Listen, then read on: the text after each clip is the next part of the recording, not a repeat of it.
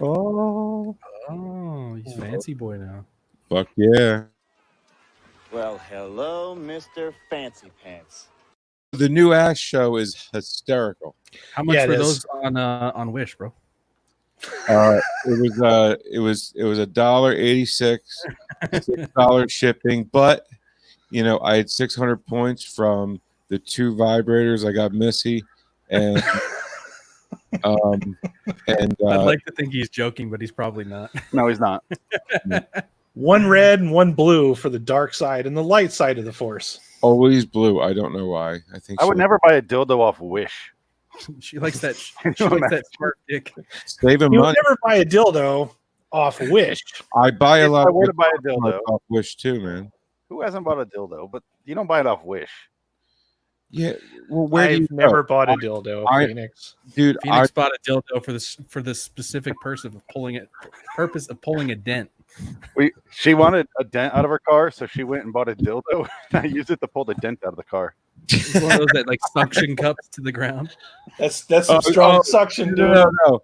It wasn't a dildo. It was one of those, you can stick it anywhere type Johns, and Phoenix shoves his cock in it, and it like sucks it like automatically. Like, not that I have one coming soon, but so I know all about it. Okay.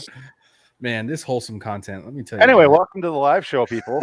Hi, everybody. And if you're tuning into me, by the way, this is the shit you're not going to get on Tom Elliott's channel. yeah, we are live. Yeah. Oh fuck! I mean, Remember that part where I said, "Is it okay if I go live? Are we ready yet, or do we need to talk about stuff?" Oh, flippity floop! And then you just went off on a tirade about dildos and dents. No, it's important. You're right. It is. It's the important things that matter. Are we ready to start talking about the Who of You? I have one quick little announcement. I have not put any content out the last couple of days because I've been fighting noise pollution in my neighborhood. So I apologize. There'll be a barrage of content coming out later in the week for people to watch my channel. Okay, now. What statue do you live near? What's that? What statue do you live near? Statue. Never mind. Oh, yeah, you lost me. I think he's talking about all the statues that keep getting pulled down. Someone pulled down your Confederate statue near you. Oh, no. Power washing for 8 hours, followed by landscapers and at 9 a.m. Oh my god! Hammering and bandsaws. Yeah, well, during the times when I normally record during normal people work and shit. Trying to say I'm not normal. I work. I record shit. It was 7 a.m. I could see you having a gripe, but 9 a.m. You don't have a leg to stand on there. I don't think he's complaining. He's just explaining. I'm just explaining. Yeah. It's hard to tell. I didn't go to jail today, so I mean, I exercised all kinds of restraint, and I understood the plight that was put in front of me. Yeah. Attack the guy with his own blower. Not yet. Nice word though. Plight. So far, it is the word of the day. I'm sure it'll get it'll get spicier as the night goes on. Oh. But also, I want to apologize if I'm operating at 25%. It's because I haven't had any sleep in like 3 days. So. Yep, 25%. So he's 5% more than we ever saw him. This is going to be great. Oh god. I got a word of the day. What's up? Shut up, Frank. That's 3 words. Nah, it's 1 today. Okay, that makes no sense. And by the way, if you're following, you can buy the official "Shut Up Frank" T-shirt on LIWstudios.com. No. I did not sign off on a shirt with my fucking head on it. Not yet. Fucking do us, dude. When you find out how much it sells, you might think otherwise. I want 100% proceeds to go to my favorite charity. No, my bank account. This is all for charity. It's for a good cause, Frank. Yeah, all the money goes to the production of LIW Studios. Stop buying dildos. I need money. It's going to your dildo. All the money goes to research and technology and developing sound bites and poofs. Yeah. All right, let's start. Go. Hello, citizens. Welcome to LIW The Twilight Zone Review. I'm the sexy Phoenix West, joined by Frank Lynx, Adam Wilcox, and Jansen Carlin. This is episode 178 of the podcast and episode 3 of season 2 of the Twitter Zone. The episode is titled The Two of You. It debuted June 25th, 2020. Let our stupid podcast begin in 3, 2, 1. Take it away, assholes. Fuck you, whore. Dimension not only of sight and sound, but of mind. That's a signpost up ahead. Your next stop, dark territory. I know she's not deaf or dumb or retarded or anything.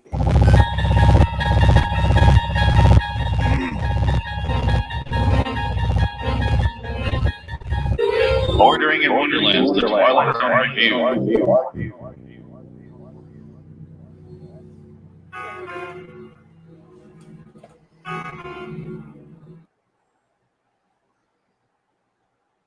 Frank. Yeah. Frank. Yeah. Oh, sorry. Frank? Not plugged in. Chill. Frank. Ah, This is a professional show. You will act accordingly. All right, we're scrapping it for tonight, boys. I was going to start the intro.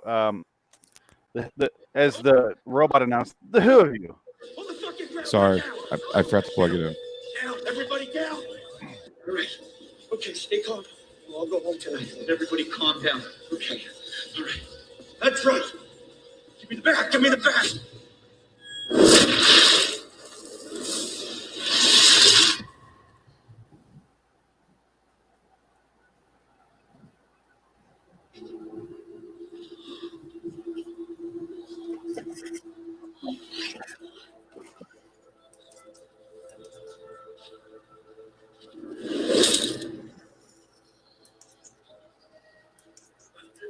That's me.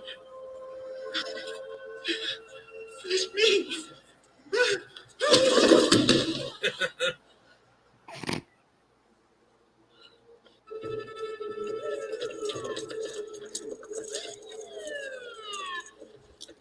Sorry, He's guys. Harry Pine. Thank you. Up until now, he's failed to realize that he's not the center of the world. But, as you can see, he's also not entirely himself at the moment. Harry's mind is an uninvited guest in an unfamiliar body. He's about to go on a journey of self-discovery, the kind that's only possible here, in the Twilight Zone. All right. That was interesting. We're here. Yeah. We're talking. No, you're fine. The who of you. How do we want to start today? Because today is kind of a unique episode where I don't have a single negative thing to say about it. And I'm in a weird spot. I love it. I loved it. Yeah, it's my favorite episode so far. Yeah. Agreed. Jansen? Oh my Same. god. Do we all Favorite agree? Yeah, I was just gonna say that I've seen all of Twilight Zone, the new Twilight Zone in its entirety. I watched season 2 first, followed by season 1, and this episode so far is my favorite out of everything that I've seen. All It right, feels let's like go it home feels with- like classic Twilight Zone. It gives me hope. Cool. So I guess the only thing left to do is Plug time. Jansen wishes to plug. I just looked at the clock. We've only gone a couple minutes. Yeah, Adam, I completely agree. On Twitter, on LIW, the TZ Review Twitter, I did a 2019-2020 poll, and the winner was Nightmare at 30,000 Feet, which was my favorite episode so far. This one, I real close for me. I don't know. Maybe this one. This one was better. And there's some reasons why. I still like Nightmare at 30,000 Feet better, only because it resonates more for me. But this one was top notch. This one was pure Twilight Zone. Adam, go ahead. I'm sorry. Yeah, no, it is. Now the name of the actor again, one more time. That's the main guy that you want to like fellatio there, Phoenix. Ethan Embry. Ethan Embry. This is like one of those roles that actors live for, and I think what I like about it is this is an episode about actors acting, pretending to be somebody else by actually being somebody else and playing multiple roles at the same time. It's like actors live for this shit. Which And should have he been really owned it. cheesy. Yes. That premise alone, the fact that he's an actor should have been like too over the top. Where you're like, I get it. He's an actor. He literally has to be other people. But it works. They make it work, and I didn't really second guess it. I didn't predict anything. I was surprised at every turn. Okay, fine. You guys stop talking. So then the episode. Oh, sorry. No, the reason why I'm saying Red that. Dragons Radio. Yep. .com. By the way, DX.Mega wanted to thank Jansen for plugging his website so much lately. Oh, nice. Yep. But by the way, so Jansen's muted, by the way. Yeah.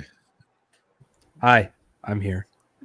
You're welcome. Anyway, Okay, so the reason why I think this is the best one so far is I had no idea where this was going right up to the end. And then I thought the reveal of what the secret was great. That's not giving anything away too much too soon. And great twist. It was and it's what I always say about the Twilight Zone. Rod Serling was a madman nutcase with his writing. If you would just read it like not an actor, but it's the actors who brought his nutbag scripts to life. You know what I mean? Yeah. And with some of the greatest episodes, if you take them at face value and take the acting away, this is ramblings of a madman. But we certainly are hearing that right now. Yes. Huh? No? Yes. Yeah. Exactly. Let the man say his piece. Right. So like this guy, great acting. How he was Lance instead of Lance. I don't know why he was Lance. And whenever somebody heard Lance, they immediately didn't say Lance. I thought that was strange. But I think they might have been alluding to he was a pretentious actor. Fair enough. So you talking about Officer Luntz? Was it Luntz? Yeah, his name is Luntz. Oh, I just thought. Luntz is the name of the cop. I thought he was that's just weird. No, Great no. shirt, Adam. Love that. I always say it. Sorry, but anyway, but yeah, like the acting of this episode basically made it great. I thought like this episode could have been dog shit if the acting was bad. Yeah, the last season. So let's compare it to season 1. Episode 1, episode 2, I really enjoyed. Adam, you didn't like the comedian, but I liked the comedian. I really liked 30,000 Feet. And then we get to Replay, which I thought was an episode that could have went good, but they just went a little too on the nose for it. Well, way too on the nose for it, let's be honest. And this was the benchmark I was at here. I go 3rd episode in, let's see if they start putting in their Twitter zone bullshit. And then they do this, and I'm like, oh, this is my favorite one so far. And I felt like I was wrong. I'm sitting there watching it like, no, it's gonna fall apart here soon. I'm like, oh no, I still enjoy it. It gets to the end. I'm like, oh, I enjoyed the whole thing. That was weird. Yeah, and it actually has a good ending, and you're like, what? Yeah, 3 for 3. Well, that's why I'm glad I started season 2, because I wanted to turn off this bullshit after like the first episode and a half, and I'm like, oh, this is just really not good. And then I watched this one. I'm like, oh, did I just actually like something new? Am I no longer a boomer now? I'm enjoying new shit. It was well written, well acted, fun. Didn't take itself too seriously. It was kind of slightly self-aware. It had a little bit of a message, but also kept going. Yeah, exactly. Jansen's going to take off for a minute here. He has some computer problems. If you're looking at my side here, unfortunately, I have to stream the whole page, so you'll see Jansen's chat on the right. But yeah, this episode, I thought I liked the first episode the best. I was like, we're not going to get any better than that. This is going to be the benchmark. And episode 2 came out, and I was like, that's good, not great. And then this one, I was like, holy shit, is the whole season going to be good? And then we got to episode 4, which we'll talk about next. But let's stay with this one. Let's just stay with this one as long as we possibly can. Here, as long as we can. Let's go to the plot. You got something here. Just more of it, please. Yeah, exactly. Ethan Embry, who I've been like obsessed with since I was a kid, because he's in a movie called Dutch. Which I'd suck his dick. Oh, that was him? Yeah, that was little. He had a different last name when he was a kid actor. I forget what it was, but he was such a dick when he was a kid. Yeah, I loved it. But he looked just like me when I was a kid, so I liked him. Me too. Fat and just annoying. And he's in that movie. And then he's fine. And then later on, he's in he's in some other movies like Vegas Vacation. He plays Rusty. And then that's where I've seen this guy before. Okay, he's the main character in Can't Hardly Wait, which I love. And then he's in a bunch of he's in a ton of stuff. I like him. He was Rusty in Vegas Vacation? Yeah. He's the one that's where I've seen him before. Yeah, he let himself go. I mean, he put $1 and he got a car. He put $1 and he got a car. He put $1 and he got a car. Put $1 and he got a car. I mean, and then he just ate himself into. I love when he does that in that movie when he's like, put $1 and get a car. He does the whole thing. But it's one of the few good things about Vegas Vacation and the damn thing. That's fun. Where's the damn tour? But so in this episode, he starts off with his audition. He's got the little camcorder there, and he's like, he recognizes John, the hiring agent. He's like, "Hey, John, nice to see you again." He's like, "I don't know who the fuck you are, man. Just hurry up." He wants to do a bigger role. The guy won't let him, and then he starts reading for this one guy. And then he goes home, starts drinking a beer. He's there with his girlfriend, who's clearly pissed off at him, drinking a beer, and they have a really nice apartment. Looks like a big studio, and I think it's the same studio from a couple other episodes I recognized in the season. Same set, but ironic studio. What? It's a studio in a studio. Yeah, it's a studio. But the power for actors. Studio. I was at this point. Don't ever do that again. I was. That song sucked. The beginning, I was concerned because I was like, oh, it's an actor. He doesn't get a role. His power gets shut off. The girlfriend's mad at him. I'm like, this is so cliche. When's the last time you guys' power was shut off for non-payment? Never. Really? You guys haven't lived. Adam, go ahead. I had it happen once. Yeah, I had it happen once. Not proud. Yeah. No, it's about the most degrading moment of yep. No, I had that happen, and I actually had it out for about a week. Yeah, that's when rock bottom, baby, rock bottom. Yeah, and yeah, like normally when it happens, you're like, I have to change things. There's things in my life I have to change. Yeah, me too. Let's go rob a bank. So, yeah, exactly. No, I think it's out of this.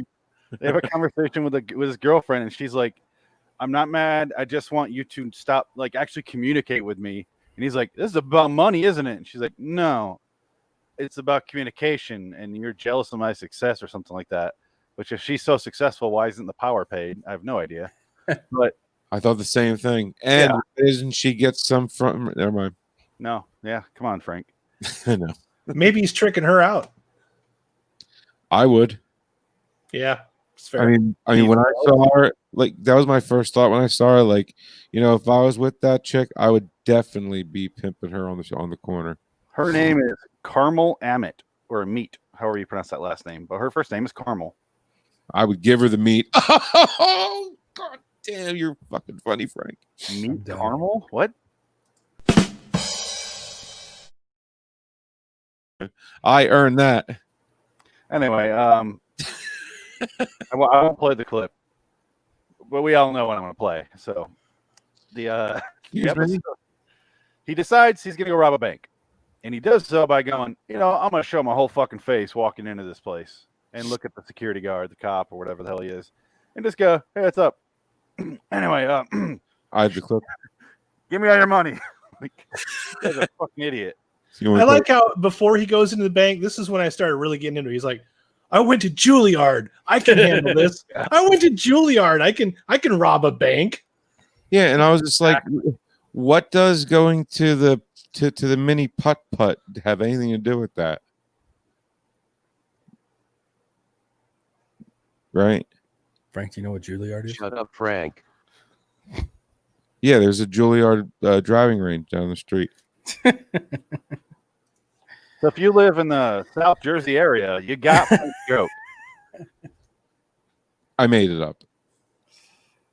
Oh, there's no driving range. Yeah. So if you live in the South Jersey area, you're still staring at Frank. Apology. His front lawn, hands down his shorts. I know what Juilliard is. Yeah, it was just a bad joke. Yeah. Okay. Just checking. So that was a good one. He starts to rob the bank. Well timed. He goes up to the teller, asks for the money. She pushes the panic button. Obviously, the security guard walks over, not with his gun, but with his banana in his hand. That was funny, dude. And he's just over the man. And then Ethan Embry's waving the gun around and like, yes, everyone calm down, everyone calm down. And then he looks over at the teller, and then they like show the like Reckon for a Dream thing where they shoot up drugs. They're like, Yeah. get all big and small. They do that thing with Acid, yeah. And this was where I was like, oh, here we go. I did this thing. I was like, oh no. But instead I was like, oh, they're switching bodies. Okay. I didn't know what the fuck was happening at first. Until she repeats the same line, like, give me the bag. Wait. And they switch bodies, and that's the whole premise of this episode. Yeah, and it was great, I thought. Like, just, there was no rhyme or reason behind him doing that. It's not like the money he had gave him the power, because he could do it without holding the money. Yeah.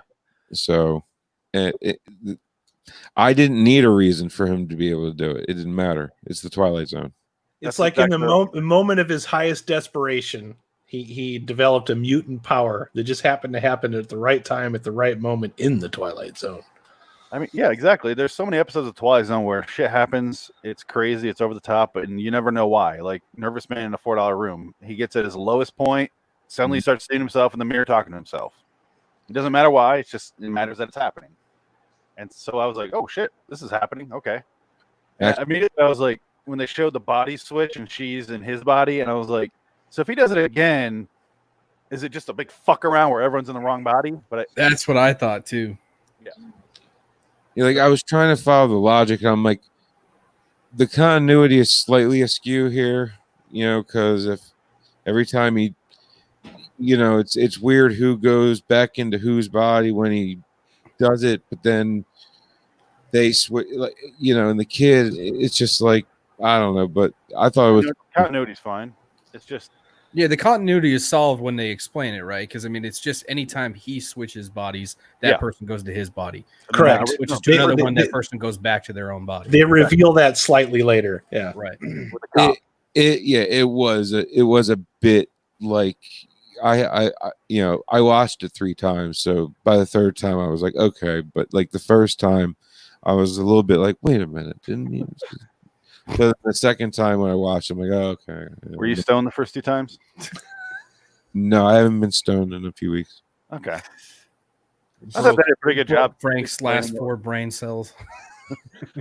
I thought they did a pretty good job. Wow. What's that?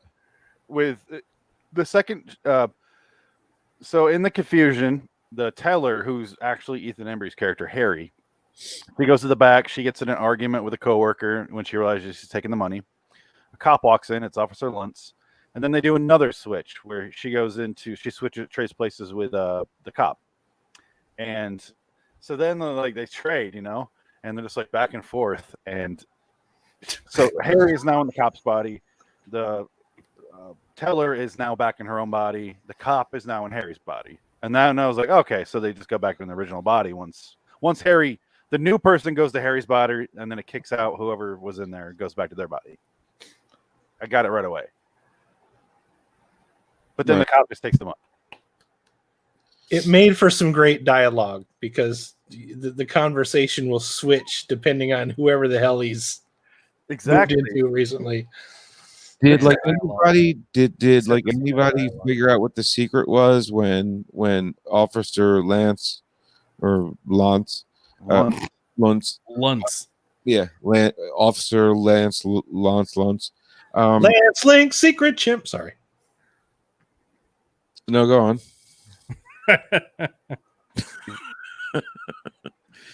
Okay, so that's what I thought. So you're asking, did anybody guess the secret? Right. Did you guys guess the secret when Lunch said it? So let's just say we're going to spoil the episode, obviously. The secret is we find out that Harry's girlfriend, who was about to tell him in the beginning, she's like, stop, we have to have a conversation right now. She's about to tell him what's going on. But instead he leaves, which should be his downfall. But instead, this episode rewards him in such a way where he has immortality, he gets a career, and he keeps his girlfriend. Yeah. secret is the cop is fucking Harry's girlfriend. And I was like, when he saw Harry in the lobby of the bank robbing the place, and he kind of looks at it, and I was like, in retrospect, I'm like, does he recognize him there? He must, because they have pictures up in their apartment, but I was never sure if he actually recognized Maybe him. she hides all the pictures when he's over because she feels guilty. Yeah, that's what I don't know. Every time I cheated, with a chick that had a husband, I knew exactly what he looked like. I needed to, just in case he came for me. Yes, but you're assuming the chick told you she's married. What if this girl never said she had a boyfriend? They do that sometimes. But at the end, she says Harry's been gone all day. It's the last straw. So who knows? Exactly. Point is, we don't know. But that looking, second time I watched it, he gives him a look when he's on the ground getting arrested, and I was like, oh, maybe he does know him. Maybe he does recognize him. Well, I Maybe mean, that's why he's more invested in this than just a regular case. as soon as he found out where he was from, which had to have been like, I don't know, minute 5 of being on the crime scene, he had to have known where he was from, his address and everything. And he's like, oh my God, that's so weird. I've been banging a chick at that address. You know what I mean? Like, Yeah. He had to pull up in his book, like, who am I fucking at that address? If that guy, I know that guy, I'd fuck everybody. I think it also plays to the development of that storyline though too, because like he's, obviously somebody else is in his body. He's in there interrogating him. He's not giving this guy the time of day because, hey, this is just this fucking guy who's a washed up piece of shit. I don't trust a word he says. And so like it kind of plays to the strength of the cop in that way. I think. I don't know what I'm trying to say. I just think it was interesting that I think it lends itself towards that part of the story of he doesn't give a shit. Yeah. It's a simple story, but it's like it keeps getting better as time goes on. It really does. It's like builds on. I think the better episodes of this series are when you forget you're watching the Twilight Zone, and you feel like you're watching a movie. Like, oh, that's right, this is Twilight Zone. Holy fuck! This is a movie. This episode is the most like a movie, and it works on its own. I mean, it's the movie Fallen with Denzel but better, way better. I like Fallen, but it's very similar to this, especially in that street scene when he's swapping bodies like left and right. Right, they kind of do that with this, but a little more clever, like just because it's like zoom in, zoom out, and the audience gets it. Yeah. And going off what you were saying, Adam, I do think, kind of Adam and Jansen, what you guys were saying, the episode does enough where it's kind of cliche, and you kind of think you know where it's going, but it does enough body switches. It doesn't do too many. It doesn't do too few. It does just the right amount. Where if it was way too many, we'd lose track. But we saw the aftermath. We saw him. The cop was like frustrated as hell because he had to keep starting over the conversation with someone new. Well, and it's not just how many that could confuse you, right? It's about the clarity of the character that he's switching to, making sure that character is a strong personality and they have certain traits that define them from the rest of the other ones, right? Each character that he switches to is completely different from the last one. So it really helps to kind of set a timeline and make it really simple to understand for anybody. One of my first surprises was the fact that the cop didn't.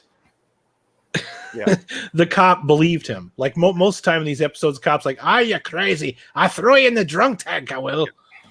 That's kind of what I'm going at. Yeah, he didn't deal with a pirate cop. I mean, was that an Irish pirate? Yeah, and that was an Irish pirate, Frank. From the I went to Juilliard. He's got a potato leg. So if you went to Juilliard, what did you shoot on the 9th hole? Let's call back a terrible joke. Irish pirates. That windmill's a bitch. That's the biggest hurdle for me. Halfway through the episode was the cop. The cop trying, the believability of the cop believing in the science or the mystery of what's actually happening. That he's switching bodies. Because it'd be way too stupid if he's like, "You're switch bodies? Okay, I believe you. Let's go investigate." That'd be way too stupid. It'd be too stupid if he just ignored it to the end. But instead, he's getting frustrated because the bodies keep switching when they're relevant to him, and that's when I started really getting into it. I'm like, I like where this is going, man. And they never throw out the line like he has multiple personality disorder. They never figure that out. He just kind of watches the person, and he realizes. I think it might help that he knew the guy. he must have known Harry and knows that he's not crazy. He doesn't have multiple personality disorder. So therefore, he's like, okay, what the fuck is going on? We're guy's not doing Split. Yeah. Well, I mean, he pretty much literally proved it to him. I mean, like at that point, with him knowing the secret, it's the only thing that Officer Luntz would know. Yeah. But he doesn't. Did you think he said what it was? Because he turned off the recorder and then we cut away. Well, if he's like, I know your secret, you know what I mean? And of course, he's going to hit the recorder off. Of course he knew. I was scared for a minute that they weren't going to come back to that secret. I'm like, so sometimes they do that in shows. They start something and they don't finish it. Like they kind of, lost. Yeah, really. I mean, how many? I'm ask you a direct question. Here's your answer. Anyway, so there's a island over. Like, oh my God, just answer the fucking question. God. God, Lost. Come on. Mystery boxes. Yay! Why? I mean, God. Wait. There's a whole nother set of survivors that were in the back of the plane, led by Michelle Rodriguez. I know you're curious about the polar bears, but did I tell you about the others? Lost is like the EA of TV shows. It just gives you a bunch of shit you don't want and nothing that you do want, and then it makes you pay for it. People wonder why I don't want to watch it. I'm like, well, because I know better. Because I don't want to do that to myself. Not yet. All Madden has to do is send us a patch with number changes and names on the back of jerseys and shit. But $80 game for that. Yeah. Unless you get the super edition, that gold edition they have every year, which is like $130. No, that's not the gold edition. That's the fuck you, you're stupid edition. That's what that is. Call of Duty, all the games, all the same. They should just start calling it the whale edition and leave it at that, because that's exactly what the fuck it is. It's like let's catch us some whales. Arr! Moby Dick edition. Are you a cop now? Yeah, Irish pirate cop. Okay. So where are we? He's in the cop spot. He calls the girlfriend. He's like, "Hey, bitch, I'm your boyfriend." She's like, "No, bitch, no, you're not. I'm gonna call the cops, bitch." And he's like, "All right, bitch, bye." And then he walks. All right, bitch, bye. That's pretty much what I heard. And he talks literally said that. He's like trying to talk. He's like trying to talk like Ethan Embry does, but instead he gives up and he's like, "Freeze!" Yeah. And he's like, then he's realizing he's like, "This is the greatest role of all time." Yeah. The episode had enough comedy where it wasn't a comedy, but I was laughing throughout because I could be invested. Because then he goes to a coffee shop, gets coffee, switches to the barista because some other cops are coming in that are looking for him, throws the bag over, switches. Did anybody notice how he was like eyeballing the donuts though? Like all of a sudden he's like, "Man, I gotta fit in." Keep up presentations. Yeah. But then he throws the bag over. The cops didn't see this, and the cops come in, and they're just like immediately like, "Hey, barista, stop! Give us that bag!" And I'm like, "How the fuck did you see all this so quickly?" I was getting a little frustrated first because I'm like, why don't you just stash that fucking bag somewhere and eliminate a whole lot of problems? Yeah. If you got rid of that, or hey, a plastic bag. You just put it in a fucking garbage bag or something, Go to the 7-Eleven or Frank's Juilliard. I'm sure they have bags there to pick up the balls or something. Throw it in that, and then you're fine. You don't have to worry. You got money, you could buy yourself a nice gym bag or a nice JanSport backpack or some shit like that, or like Hello Kitty backpack, whatever, Dude, bowling ball bags are underrated. I mean, there's so much room in those things when you don't have the bowling ball. He-Man lunchbox, Human heads and shit. 2, 3, or Greg said, 8, right? Wasn't it 8 heads? 8 heads and one bowling ball bag in a duffel bag. Thank Are you. they shrunken heads? Oh, Joe Pesci movie. Yeah. Oh, I got it. Found it, Phoenix. Found it. Oh yeah. Oh yeah. So, man, our podcast listeners are really missing out on some of this video shit. Greg just asked, who would have known Juilliard has a bank robbing class? Well, they don't because he was terrible at it. Yeah, I mean, he had a plastic gun, and when it fell, it broke. They might have gotten it confused with the bank shot class. Well, not for nothing. I mean, even his fake gun would have outgunned the banana. Yeah, that banana did crack me up. Banana. I don't know. Maybe he's allergic to bananas. Oh Nanner. shit! Yeah, the cop might have had an ace up his sleeve there. I was just hoping it wasn't going to come back to some corny cliche where he slips on the fucking banana peel and then loses his power or something like that. That would have been the best twist at the end if he just dies. He like gets fed a banana. How'd she get the power back on at the end? I don't think she had the power back on at the end, did she? I don't know. I have to rewatch it for that. I don't remember seeing it. I think there was candles. Did we just find a plot hole in our favorite episode of the She new could've series called so it. far? She's doing well. She could have called or asked him, the cop, for money because she's fucking the cop, which I don't blame her. Man, like that's what I'm like. Why is she broke when she's banging, the head of police over there? I don't know. He looks like a young Rock, actually, a young Dwayne Johnson. He's more handsome than The Rock. Well, I'm not disputing that. He looks more like Mario Van Peebles. He does. Yeah, He's who? definitely a Van Peeble. He's a Van Peeble people. Anyway, so oh god, this is what we come to. Don't you play a clip? I can tell you're looking for one. Busted. He switches outside. The cops chase him. He switches to a jogger, who they keep saying like a well-fit guy. And I'm like, that guy's kind of in shape.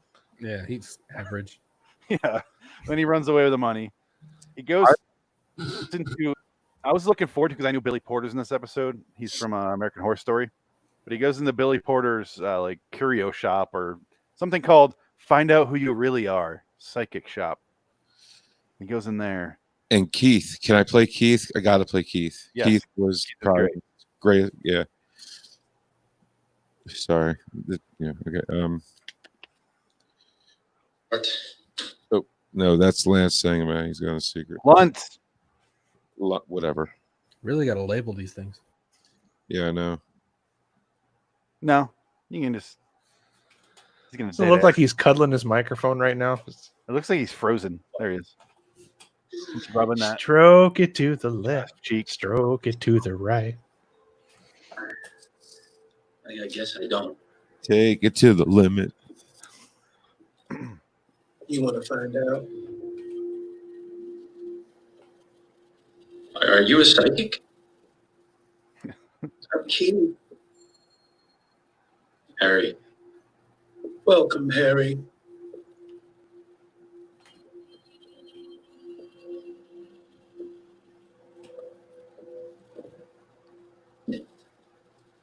Can you help me?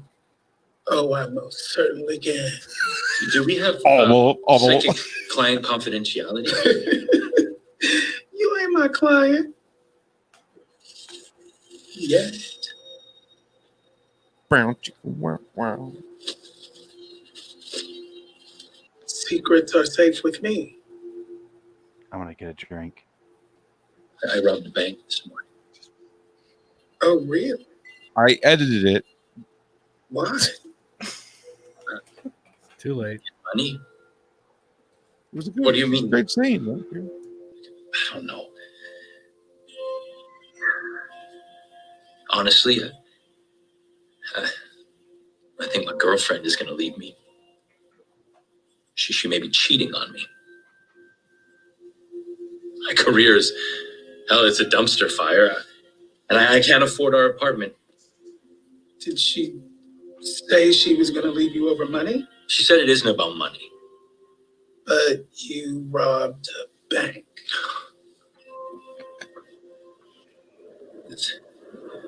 Oh, it's still playing. Great. When people think things are about money, they're generally about something else. Mixed it. They're usually about how much empathy you have. Are you being generous? Are you just playing the whole scene? Empathy? Look, this isn't even the crazy part. It's about. So why won't you look me in the eye then? About 8 minutes longer. It's definitely a bad 30 idea. seconds. That's it's kind of the problem. So how you doing today, Jansen? See, when I'm doing good. I found out the power wasn't back on the last scene. Oh, well, it wasn't. Really? What are you wearing? Candles. No candles, just daylight. Daylight. Mhm. So he goes over the next day. By Calvin Klein. It does sound like a fragrance. So I just got the poll results on Twitter. I asked, I do my MFK for every episode that we do. which is Mary Fuck Kill for the Who of You. I accidentally put an extra hour in there, but as of now, fuck is at 80%, and my vote is the only one for Mary. Why am I the only Mary on there? I want to marry this episode. I would marry it. Yeah. You're a romantic at heart. By the way, Phoenix, what was the final results of the season? Seasons 1 through 5 poll. So, it was a long battle. It started off with 156 episodes. Got whittled down, and the winner, drum roll. No, it wasn't a joke. Drum roll. It's the only drum I got. Was my second favorite, which is whatever that's called, The Obsolete Man. It narrowly beat A Stop at Willoughby, which I'm glad we don't have to talk about again, because I have nothing else to say about that episode. Phoenix, I thought it was illusions. We can hear Frank doing that, unfortunately. So eventually we're going to get around to that, guys. We're going to do a Redux episode on that. Cool. That episode kind of celebrated our 5-year for as a podcast. So that's what that poll is for. We'll get to that eventually after we finish season 5 and we do our wrap episode. I got a whole schedule planned out until like November. So it's going to be fun. But we'll get around to that. But let's get back to this episode. Where the fuck are we? Oh, we talked to Billy Porter, who is like, "Ooh, interesting. Let's stare into my eyes." And they stare in each other's eyes. And then Billy Porter goes into Ethan Embry's body and is like flirting with the cop, which I thought was funny. What's he call him? Am I the only one that thought he wasn't wearing a corduroy suit? Who? Keith said, I'm shocked you're wearing a corduroy suit, but it works on you, honey, or something like that. And I'm like, cool. It doesn't look corduroy to me. Who did he say that to? To the cop. The cop didn't look like To Officer Van Peebles. Yeah. No, I didn't remember that line. Yeah, like when because the cop is now talking to like the 5th person that Harry is now taking over, I guess. So he's like, "So who are you now?" He's like, "I'm Keith." Yeah. Like, "Oh, okay, Keith." And that's when he said when he sat down. I love that in that scene we don't see Billy. We don't cut away to see Billy Porter in the jogger's body. It just stays right there, and he flirts with them. They're talking. He's like, I was at my shop on Cherry Street, and then it immediately goes, "Ah!" He's like, "No, not again!" And it's a jogger again. That you can tell they switch back. I like when there's a story told off screen. We don't have to see it. We understood what happened. So this episode gets everything right. Yeah. It's officially my favorite episode. I just made my. I was waiting for it to suck, and it surprised me, like refreshingly surprised me, because there was a lot of cliches where I thought, "Oh, here they're going to do this." Like, nope, they didn't do that. Yeah, good on you, episode. I feel like the writer did, I don't know, more than one draft, which is refreshing. I feel like the writer gave a shit and thought, "Well, people actually like good storytelling. Let's just do that." Yeah. So it was a breath of fresh air. Yeah. I feel like they took a script for a movie that would have been good from like the 90s, and they're like, "Oh, let's just rework this. It's already well written." That's possible. Yeah, I think a lot of episodes have maybe started off as movie scripts and then just kind of became an episode of something.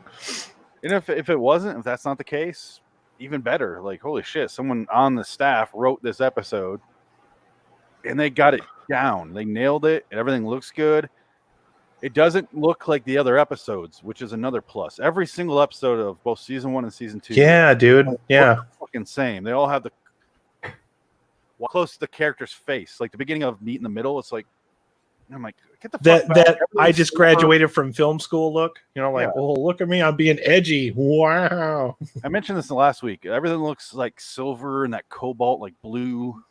And everything looks the same and everything's shot the same. This episode was like, oh, shit. The camera backed up. The actors took their time. They weren't too slow. They weren't rushed. They did what they had to do. And every scene felt like a progressive story. I wasn't confused. I didn't have to pause the button to see what the hell I missed or what's going on or if I missed something. Yeah.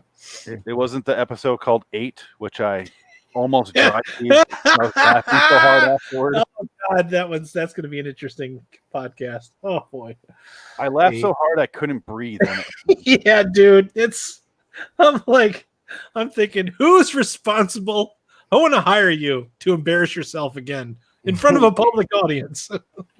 Apparently, the writer who did this episode is also the writer doing a sequel to Candyman that comes out this year. Oh, okay. Blumhouse Well, or Candyman? that you sparked my interest. Then I might take that movie a little bit more seriously.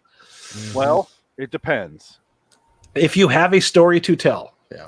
Well, here's the catch: Jordan Peele's also writing the screenplay for it. Oh Christ! I mean, No, Jordan Peele's a good writer. I know. I do like him as a writer. It'll be interesting. Jordan Peele's a good writer. I think he needs to be involved more with the Twilight Zone. I think he was involved more, it would be a better show. I think. You think maybe he's a little intimidated by it? Fuck yeah! Wouldn't you be? I would be totally intimidated to have that much responsibility. I mean, what happens if you're better than Sterling, which is almost physically impossible to ever? Dude, this episode competes. I This 100% agree. episode fucks. What? What? This episode fucks? Is that what you said? Yeah, that's It what I said. fucks. This episode gets sucked. It fucks. Really? It does everything. It pegs, Frank. He even gets married. It's got 80% fuck rate. What more do you want out of an episode? Well, let's not start sucking each other's dicks quite yet. That was Oh. good. The wolf. The wolf. Brian the Wolf. That's all you had to say.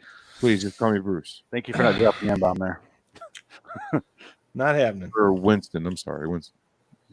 There's a message in this episode, but it's not like some Twitter drama. It's It's open to interpretation, I feel like. would you say it's like you don't really get to know somebody till you walk around in their skin, somebody else's skin for a while? Like it literally takes him leaving his body to realize how much of an asshole he is. Yeah, but even then, he still doesn't realize it. He still No, it takes him a little while, but by the end of it, I think he kind of finally starts to figure it out. It's like, hey, maybe I feel can. like I feel like this is one of the rare ones where there really isn't much of a moral. It's just an interesting story, and Not necessarily, but also I was surprised that the bad guy and the guy doing all the bad stuff in the show gets away with it. right. He gets I feel like- immortality, his girlfriend back, and a better body. I Yeah. feel like a if much more- bigger hog. And it gets his career. That's 4 huge Yeah. things. One of Yeah. them is like 12 I inches feel long. like That's if huge. more episodes adapted to the thought of we don't necessarily have to have a moral or a reason for this story, then we would get some better writing. Because We don't have to hit political hot button of the week. Yeah. Well, I mean, guys- that's evident in the original series, right? There's 90% of these episodes don't have some moral guidelines to No, them. they but have they're moral guidelines. good. They don't have political guidelines. That too. Fair enough. But even still, picked up on- there's not always some tale to be told or some lesson to be learned. Go ahead, Frank. Sorry. No, I didn't mean to cut you off. So I'm sorry. I just wanted to comment on the whole the message thing. Like I picked up on 2 quotes throughout the episode that I was like, I think he put it in there on purpose. For everything that's going on. I don't remember them, so they must not have. No, they're very subtle. They flew under my nose this time, but which is fine. It's fine if you want to put politics in the show as long as it's just not. It was tasteful. It was Yeah. tasteful. Yeah, it wasn't on the nose.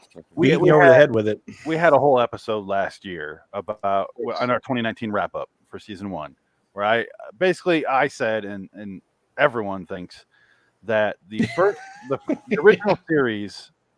What is he doing?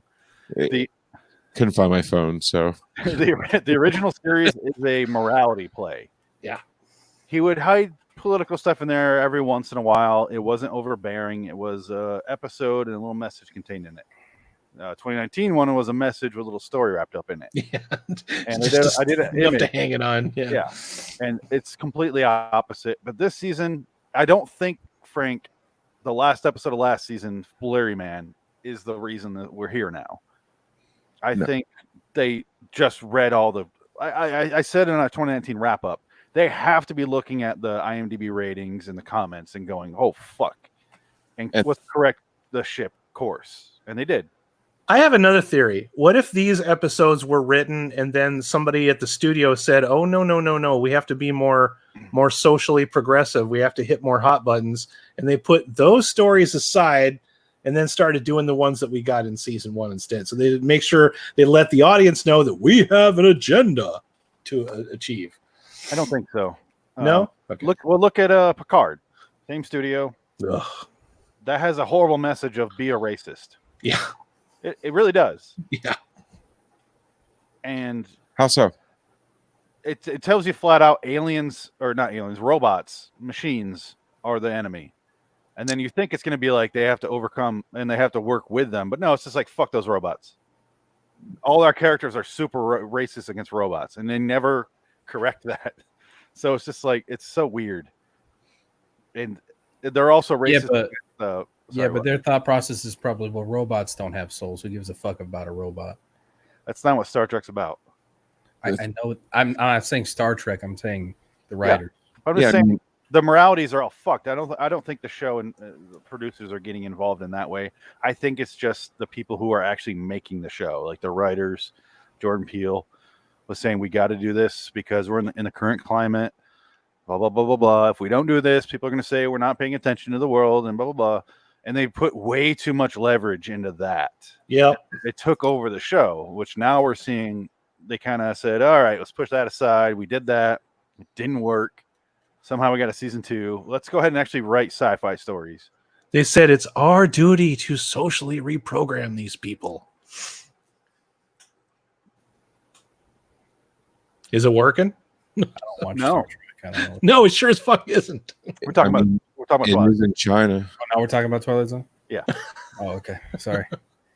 My eyes just glazed over when you guys started talking about Star Trek. Jansen is loitering in Wonderland, thinking he's too good for this podcast. Yes. Accurate. You tend to fade out, so I made that. Listen, you want to hear? I 100% agree with that soundbite. It's fair. You want to hear Adam's soundbite? Oh yeah, please. Look at the screen for moving holes putting out words before your hole does so. There you go. What? Look at the screen for moving holes putting out words before your hole. Because I'm always interrupting everybody. That's good. Anyway, so where are we with the episode? I don't want to go too long. Jansen, I told you to put a clock on me. Yeah, you got 8 minutes. Yeah, no, we didn't start right at 7 though. Well, according to my clock, you got 8 minutes. Wrap it up, Domer. Yeah, that's what I'm doing. We're getting there. So the cop is talking to the jogger who's now in Harry's body, and he's like, I was in some weird mystic shop. And he goes, congratulations, you're now a human GPS. And they head out. I'm like, oh, this is cool. I love that line too. It really was. But it's not stupid. And they head out. It worked. And then for some fucking reason, it takes them like 12 to 13 hours to get to Cherry Street because they head out. And then way fucking later, Harry has enough time to go inside, get kicked out of the curio shop, miss his money bag, call the cops, talk to them about stolen property. They freak the fuck out. They're way too suspicious. They get a radio call and they're like, were you at the Starbucks on blank blank? He's like, yes, no. What's your name? I don't know.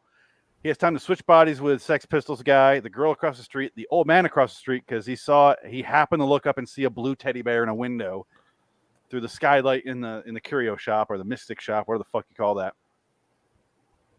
As an old man goes up, talks to his neighbors, he's just like setting his bags down, getting his keys, and they're like, you're acting weird, Mr. Blank Blank Blank. And I'm like, he's just getting his fucking keys. How's that acting weird?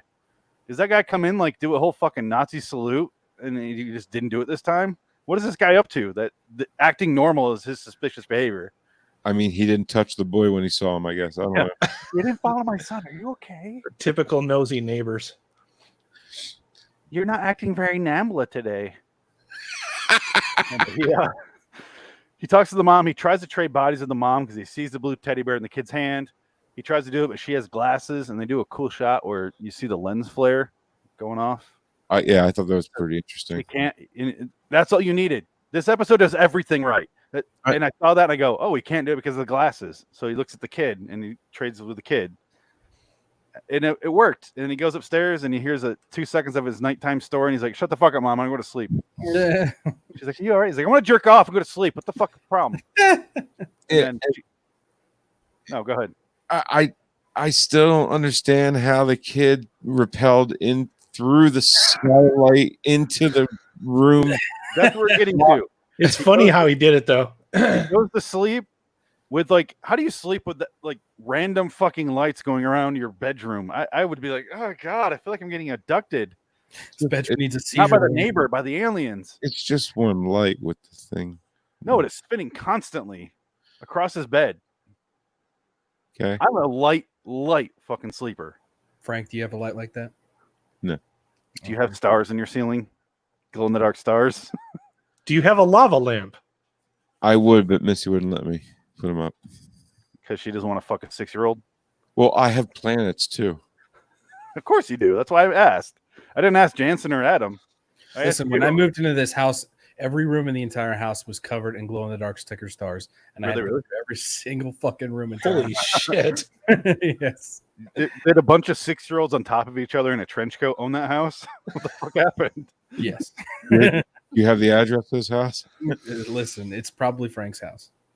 Well, yeah. Frank, can you hear this? Just kidding. That'd be funny. That'd be a Twilight Zone quiz if you could reach through the wall and hand him a beer. Yeah. Like Portal. Here you go, Jansen. I wish you had a Mountain Dew right now, Jansen. That'd be amazing. I know. Frank. We should totally do that one time. Wait. Oh, wait. Me and Give me Pete that did Mountain that. Dew. We did that. Yeah. We should all Give get me a that Mountain Mountain Dew Dew. next week and pass it around randomly. When we did our room episode, we taught each other football. He had a football, I had a football. We were back and forth with it. So, Nice. yeah. Give me that Dew, Frank. But yes, Frank, Oh, here you go. you guys go ahead and do your physical comedy. We're going to talk about Frank's next name. I knew that was coming. The kid goes tells his mom he's going to sleep, and then he looks because his room is overlooking the curio shop, and he gets his 2 bed sheets tied together, which are a total of 130 feet long. And climbs down in his tiny 6-7-year-old body with his little fat, pudgy, cute little fingers. Scales the side of the building like he's in Mission Impossible. Was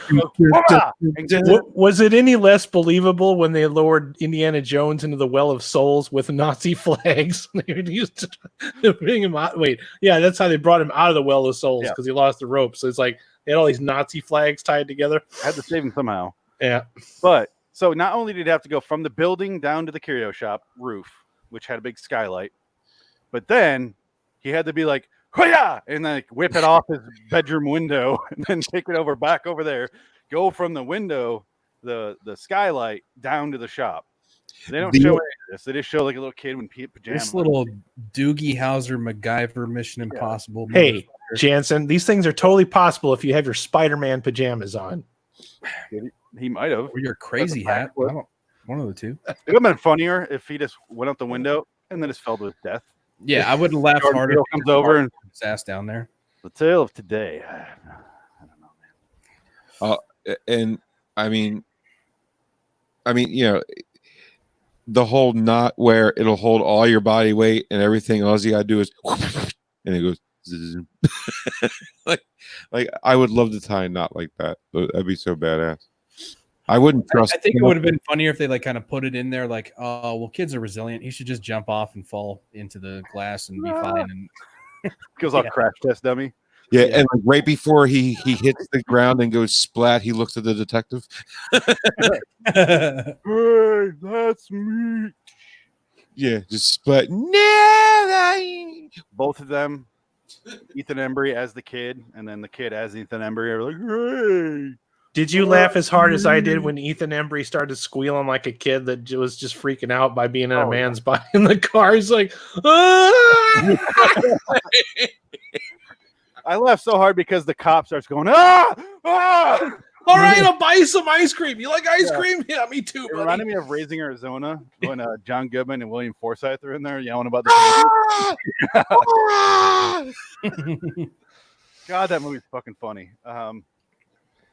That movie's so good, I had to review it for Nick Cage Cast, and I couldn't do it, so I created a new character to do it, which is the icon you're seeing on the posters for this. I don't really have an eye patch and a big scar. Yeah, I was gonna say, like, you look healthy. I named him Tucson East. Tucson East. You got to get creative, Gotta get creative. What am I gonna say about Raising Arizona? What is he gonna say? What am I gonna bitch about Raising Arizona? Like, oh, the fucking scene that was hilarious that I loved and have always loved. And that's the end of the episode. I've run into that with movie reviews. I'm like, how do I make this funny? I like this movie. How do I shit on a movie that I like? It's hard to do. It really is. This is why this is the first episode of the show. We're actually going through scene by scene. We didn't do that in the previous two. We're doing it now because we have to. Because I'm not going to shit in the episode. No, can't. He gets down in the curio shop. I keep calling it that, but that's not what it is. But I'm already on the track, so let's just keep going.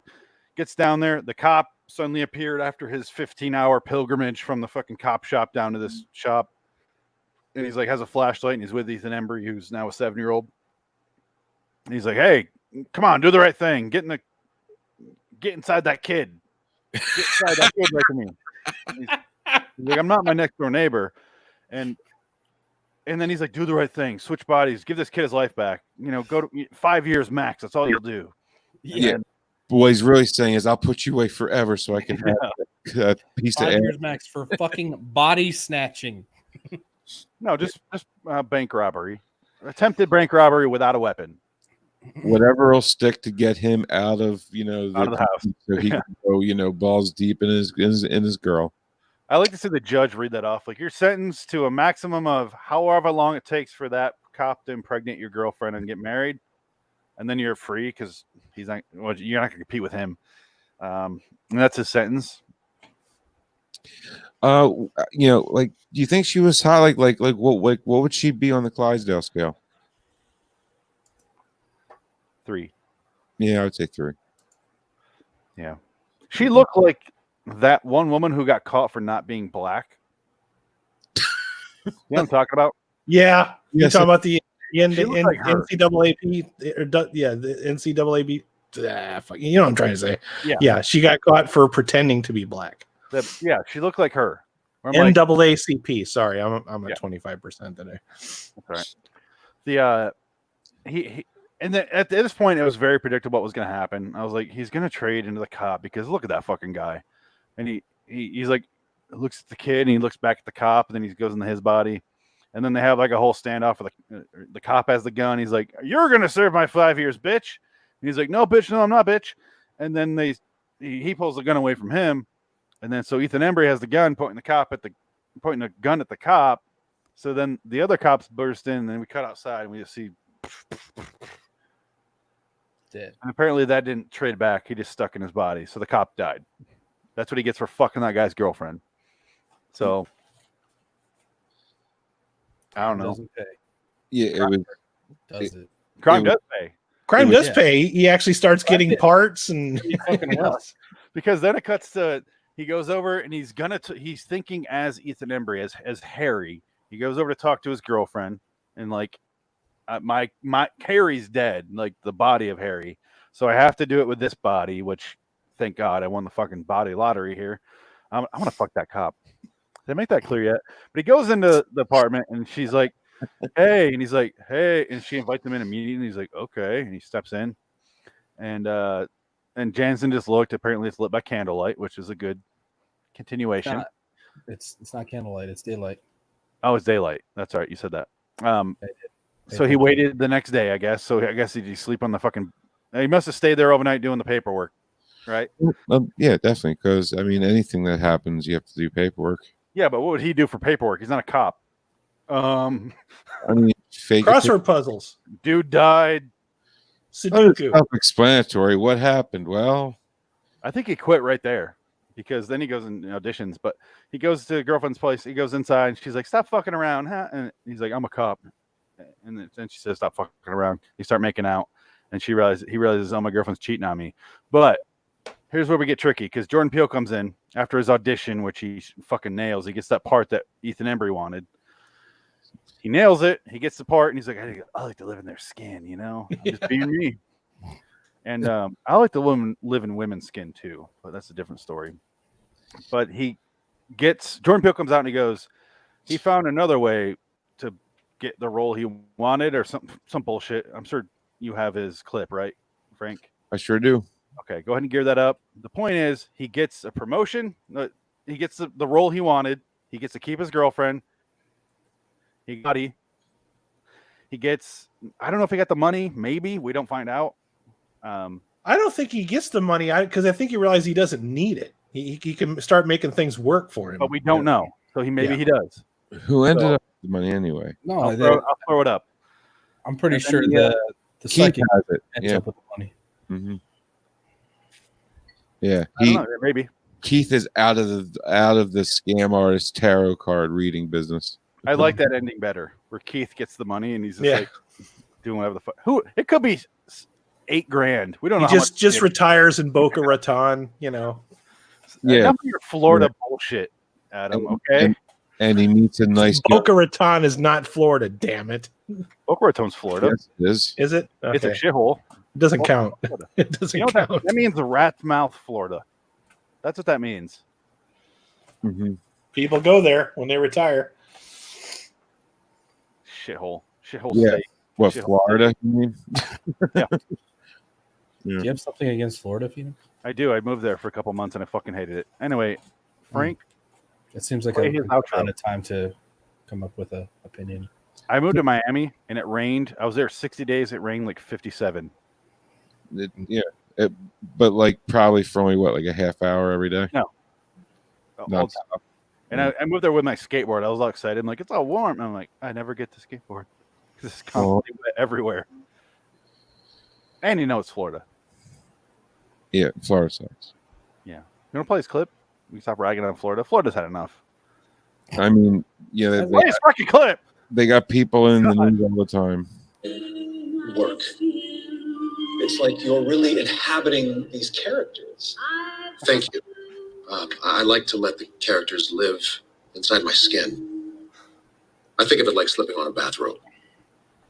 Well, I'd like you to audition for Steve, the leading role. Your performance truly moved me.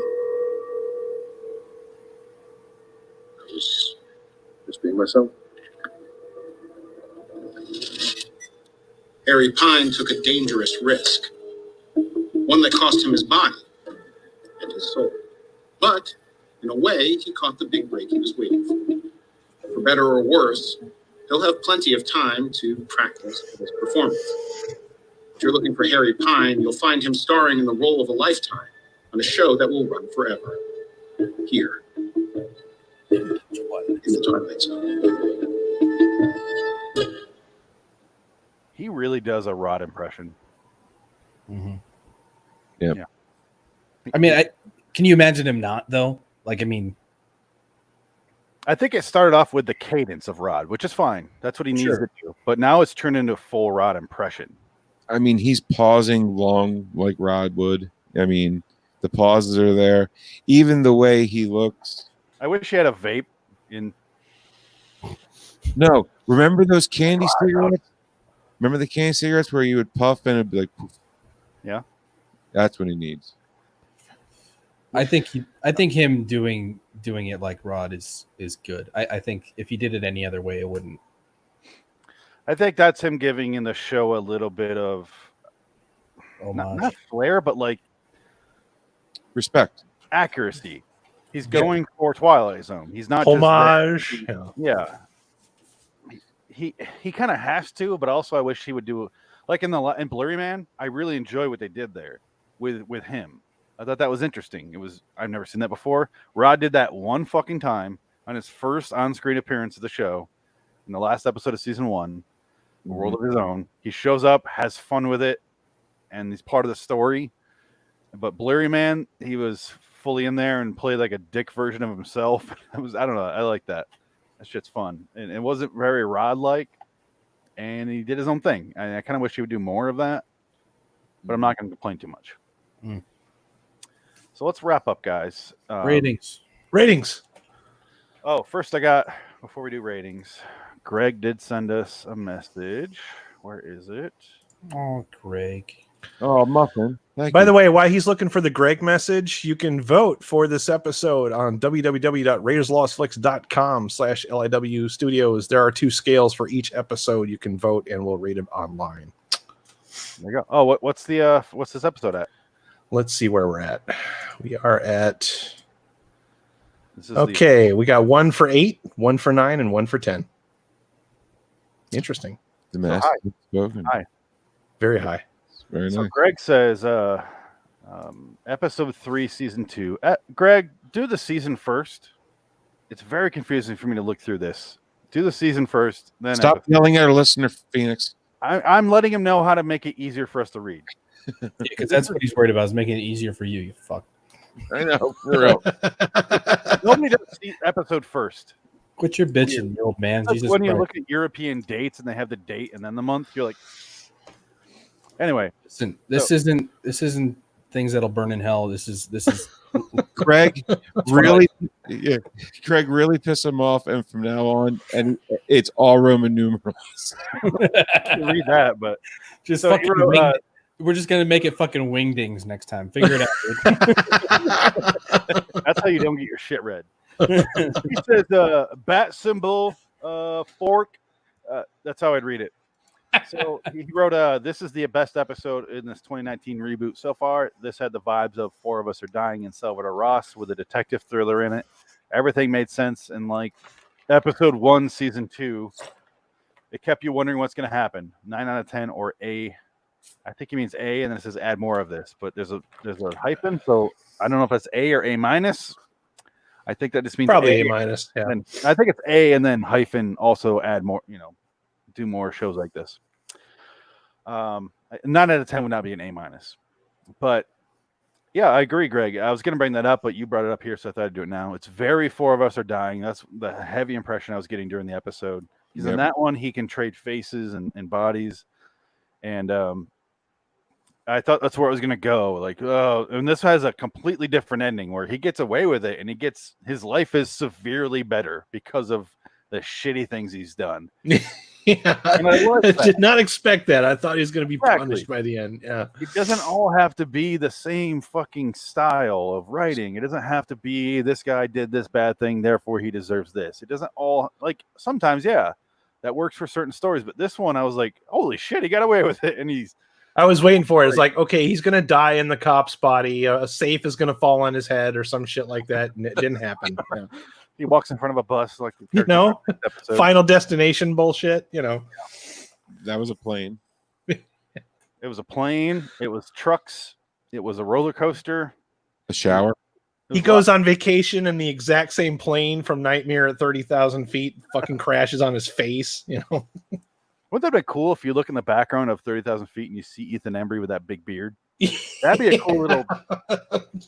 I mean, it has to be the cop, I guess, but because you've seen the plane, like the little model plane in episodes, like they practically stick it right in your face, like this is a callback from an episode earlier in this. And I mean, I would like. I mean, I don't think we properly introduced our guest, Ethan Embry, on the show tonight. Thank you for coming on, Ethan.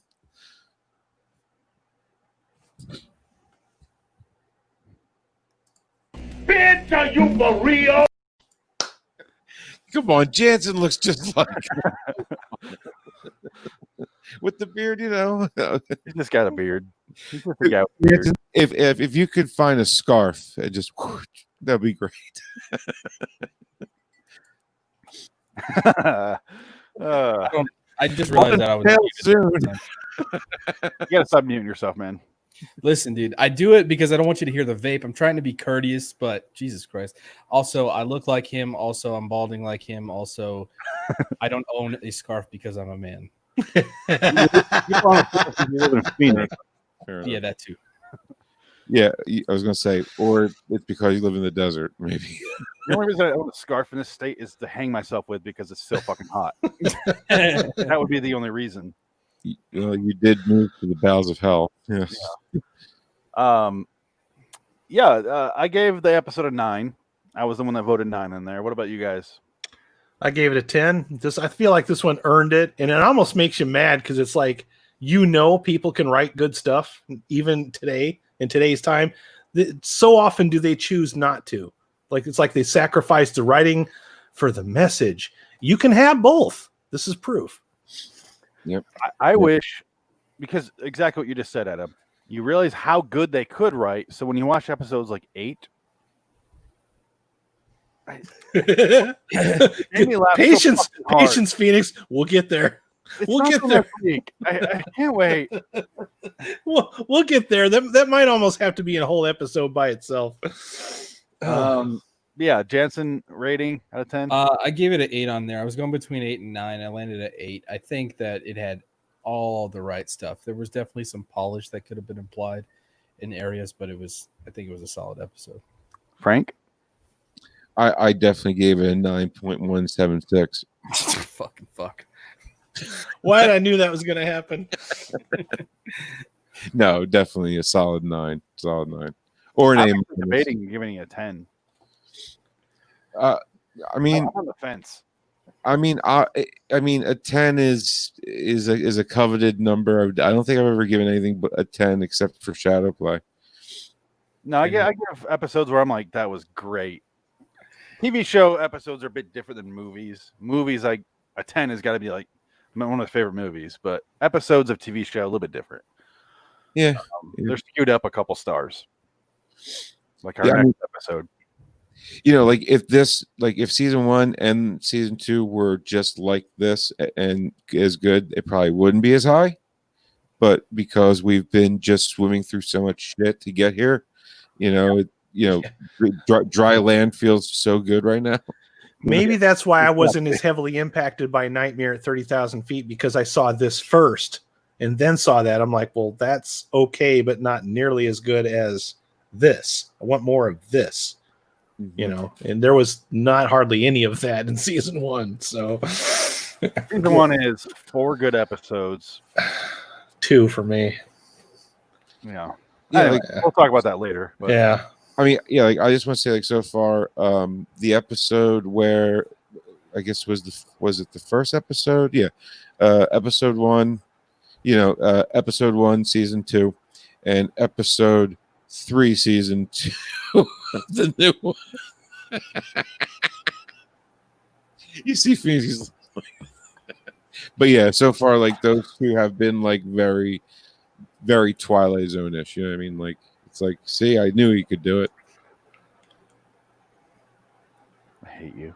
I hate you so much. I had to do it too. I'm sorry. Saying the episode first makes me go episode 2. Okay, great. I have no idea where we're at. Oh, season 4. Now I can I know. I'm already behind on where we're at. Now I have to remember the first number. You know what, you know what I do when my wife starts whining like you do? I go, "Wah, I'm Kelly. I'm a little baby." That's what I'm gonna start doing to you. "Wah, I'm Phoenix. I'm a little baby." That's fine. Do what you gotta do. Wah. Wee. Grammar Police has just pulled up.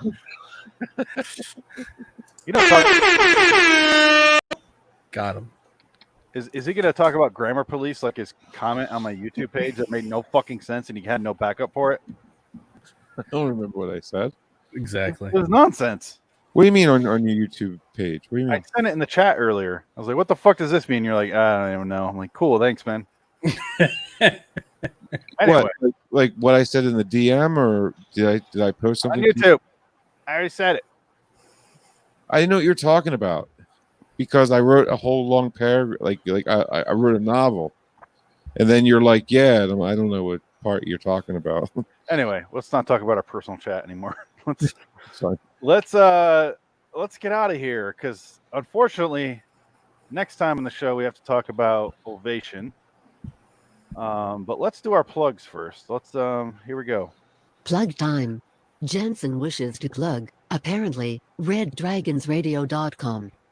Adam wishes to plug, raidersofTheLostFlix.com and on YouTube for movie reviews and pop culture discussions. Frank wishes to get plugged in a holiday and for hours and hours. Oh, and also in the Sports Car Podcast, Way Off Topic Radio Podcast. Phoenix wishes to plug, LIWstudios.com for all of our videos and podcasts from Loitering in Wonderland. Send us your 2019 Twilight Zone Season 2 thoughts in writing or audio to loiteringin.wonderland@gmail.com. Or tweet us at LIW the TZ Review. We will read and or play them on the podcast next time. Until next time, and in the meantime, I am Phoenix West. Joined by Frank Links, Adam Wilcox, and Jansen Carlin. So long, citizens. Cut off the fucking podcast now.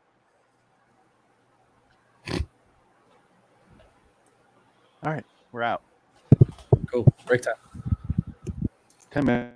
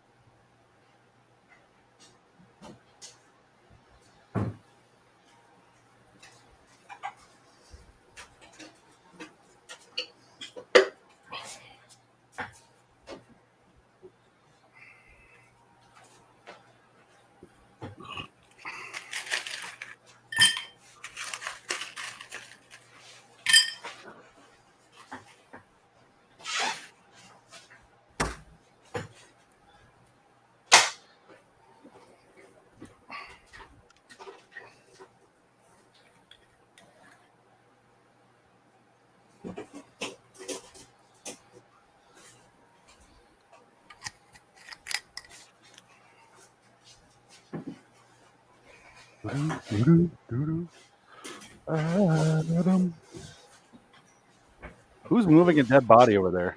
Your mother.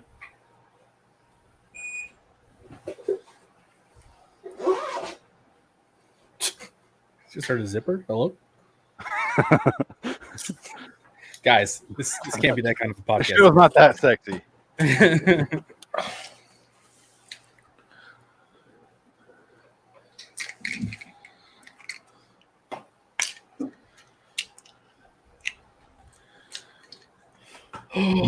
Yo, check 1, check 2. Oh, please stop. Kill me with fire.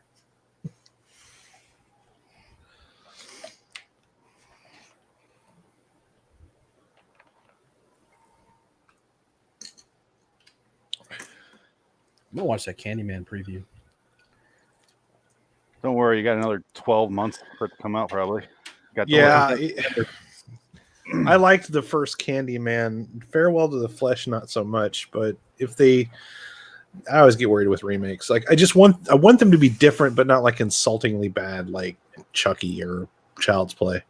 This one's supposed to come out in September. Yeah. So who knows? I mean, it's got decent writers behind it. So I saw the Jordan Peele name, and I'm thinking this could go one of two ways. Yeah, it'll be really good, or it'll be really dumb.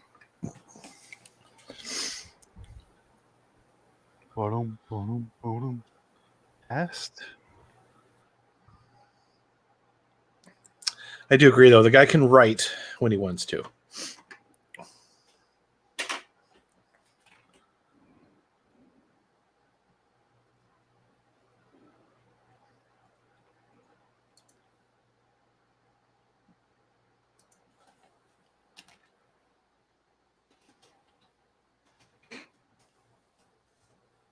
I just want to play Fallout New Vegas. That's so funny. I typed in tits on my own channel. It wouldn't let me. It says YouTube rejected your comment. This usually means that they think it's spam. Try changing it a bit. Let me type it. Type in tits with the Z. I just typed it in with an S. Oh, there we go. I just had to make it neater. Well, I wrote test, then tits, and you wrote perky tits. It took perky tits, but not tits. It took my tits. My tits are better than yours, apparently. So stupid. YouTube is a strange beast. So the only trailer that's out for it so far is like this paper trailer, where it's like all paper cutouts. No, I saw a trailer in the theater, like a regular trailer, like a teaser type trailer. It wasn't like a full. Oh, there it is. I found it.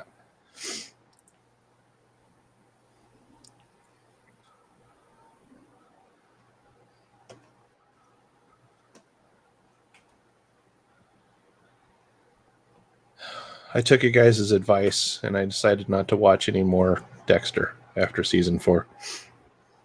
Smart decision. Yeah. I had somebody tell me what happens after season 4, and I'm like, oh, I'm glad I missed all of that. I don't want to take part of any of that at all. I'm like, every show has a jump the shark moment, just not usually that soon, you know? I don't think it's a jump the shark moment for me, but no. Okay. I like season 5. Okay. Introduced Julia Stiles, who's one of my favorite characters in the show, and she's far too good to be on that show. Which one is John Lithgow? Is that season 4? That's season 4. Yeah. That's the best season. He is a scary motherfucker in that movie or that episode. Yeah, that season. Colin Hanks and Edward James Olmos. That's a good season. Oh, that's a good season too. And then season 7 and 8 are a dumpster fire, and you don't need to watch them. I don't even remember half of it. I should probably go back and watch it. I just watched them.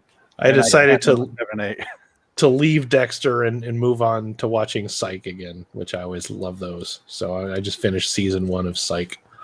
I'd say if you get around to it, watch season 5 and 6 of Dexter. Just maybe, yeah. I didn't like any of it really. Yeah, it was okay.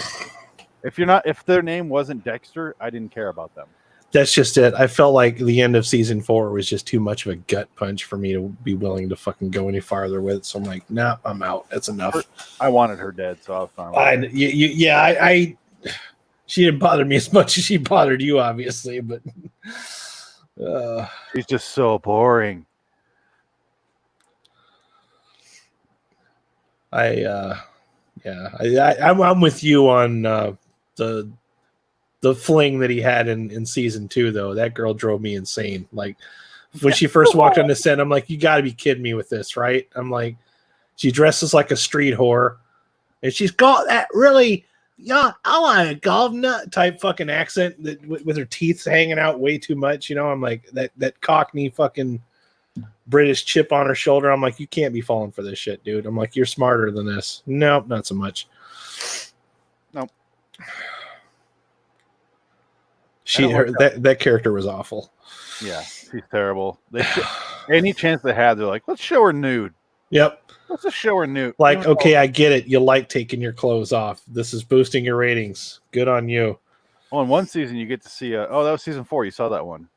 His daughter. She's just naked all the time with Quinn. I love when they introduce Quinn, and then it's like, hey, Quinn. I'm like, who the fuck is Quinn? Who's this guy? He's just suddenly introduced in the beginning of season 3. I'm like, who the fuck's this guy? There's no worse character in that entire show, but then Deb, though. Deb is the worst of all shows. Worst character of all time. Oh, I kind of thought she was kind of cool. Oh, well. Okay, I'll give you this. She has decent character development in the early stages of the show. Towards the end, though, she's the same bullshit, different day, and it is fucking obnoxious. Wow. Okay. Yeah. She's selfish. She thinks everything's personally. She takes it all personally. And then at beginning of season 8, she leaves the force. You're not going to watch anyway. No, I'm not. No. She leaves the force, becomes a fucking junkie. Oh, God. Private eye. Fuck that. And it's fucking stupid. She's right back to where she was in like season 2 or 3. And then, you got to watch the last parts of season 8. Watch the last episode. That's all. Yeah, that's all you really need. Nah. It's glorious. You don't like that, so you're not. If you hate Deb, you will love the last episode of season 8. That's just it. I don't hate Deb like you hate Deb. Hate her, bro. Just hate her. Hate her. Bunch of haters. If I could kill in real life, I might. That's the end of my YouTube channel. Fucking death threats from goddamn podcasters. It's a fictional character. The actress is probably a sweetheart. I don't know. There's like another level to that show too, because you have to watch because him and his sister in the show got married in real life and divorced within the same run. Yeah, you got to watch cancer and then overcame cancer in the same run. There's a couple things you got to watch out for. Yeah, they got married in like season 2 or some shit. Yeah, and like season 6 they were divorced. Yeah, season 6 they're like. I was also offended that I had to see John Lithgow's butt more than once. Did not need that in my life. You saw. I like John Lithgow, but I don't want to look at his taint. I just don't. Old man taint is not cool. Young man taint though. Noise.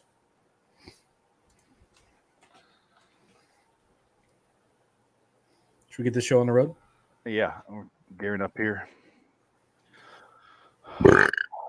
Frank, you ready with your clip? Yes, sir. All right. It's plugged in. Keep going here. Is it plugged in? That's a valid question. It is. Okay. All right. So we're ready to go for Ovation, unfortunately. God, kill me now. These clips save me so much time from hosting. Let's just go ahead and play the intro. Hello, citizens. Welcome to LIW, the Twilight Zone review. I'm the inner monologue of Phoenix West, joined by Frank Links, Adam Wilcox, and Jansen Carlin. This is episode 179 of the podcast and episode 4 of season 2 of the Twitter Zone. The episode is titled Ovation. It debuted June 25th, 2020. Let our stupid podcast begin in 3, 2, 1. Don't fuck this one up, guys. You're traveling to another dimension, a dimension not only of sight and sound, but of mind. That's a signpost up ahead. Your next stop, dark territory. I know she's not deaf or dumb or retarded or anything.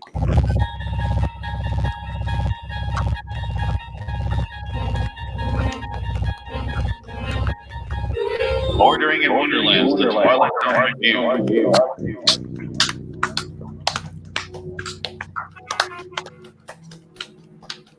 Woo! Woo! It's Frank. Give me angry. Will you give me Freebird? Cranky? Yeah, thank you. Good. Ooh, angrier. Ooh, you're scaring me. Stop it. Yeah. Good. Okay, walk for me. Talk for me. Yeah. Sounds like Bill Murray. It is. Can you do it? You can. Oh boy. Show me. Come on. I bet the girls like you, huh? Yeah. Huh? The girls? You guys? Bet they both do, huh? You're playing Ghostbusters 2? That's it. More. Yeah, come on. You're big. All right, destroy me. Destroy me now. Yeah. Destroy me. Yeah. Get it done. Yeah. All right, Frank, that was good. Nice. Better. Fucking nailed it. Not many. Start off. Thank you. Nice. Can I just say something? Are we still Sure. listening to something? No, go ahead. Phoenix, in your intro, the lady says episode 4 of season 2. I noticed that too. Isn't she supposed to say season 2, episode 4? If you write it out. What's the difference? Yeah, I mean, you gave Muffin a whole rash of shit, and then your inner monologue goes ahead and does the same thing. Inner monologue's wrong. Fucking hypocrite. Yeah. All right, continue. Sorry. No, he's right. Continue. Sorry. Son, thanks. New sense of meaning.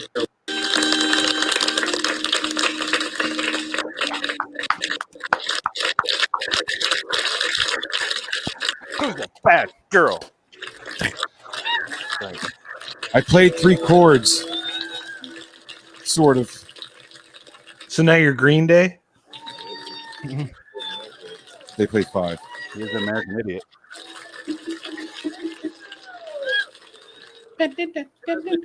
She has spent her entire life in search of one thing: applause. Now that she's found it, it's given her a new sense of meaning. But what exactly is the value of an ovation so loud it drowns out the performance? Jasmine's about to find out. Here, Where? Why is Peel a hedge? You're traveling through another dimension. A dimension not Yeah, I was asking, why is Peel a hedge or like a bush? He looked like a bush. He was surrounded by other bushes. He had a green tie on and everything. He's like, yep, just the bush. Do you remember that episode of the original series where Rod's hiding in the fucking bushes? It was, will the real Martian please stand up? Is that what it was? Yeah, yeah. And like snow is falling on him, and he's just like, you're right. These characters are about to ask themselves, will the real Martian please stand up?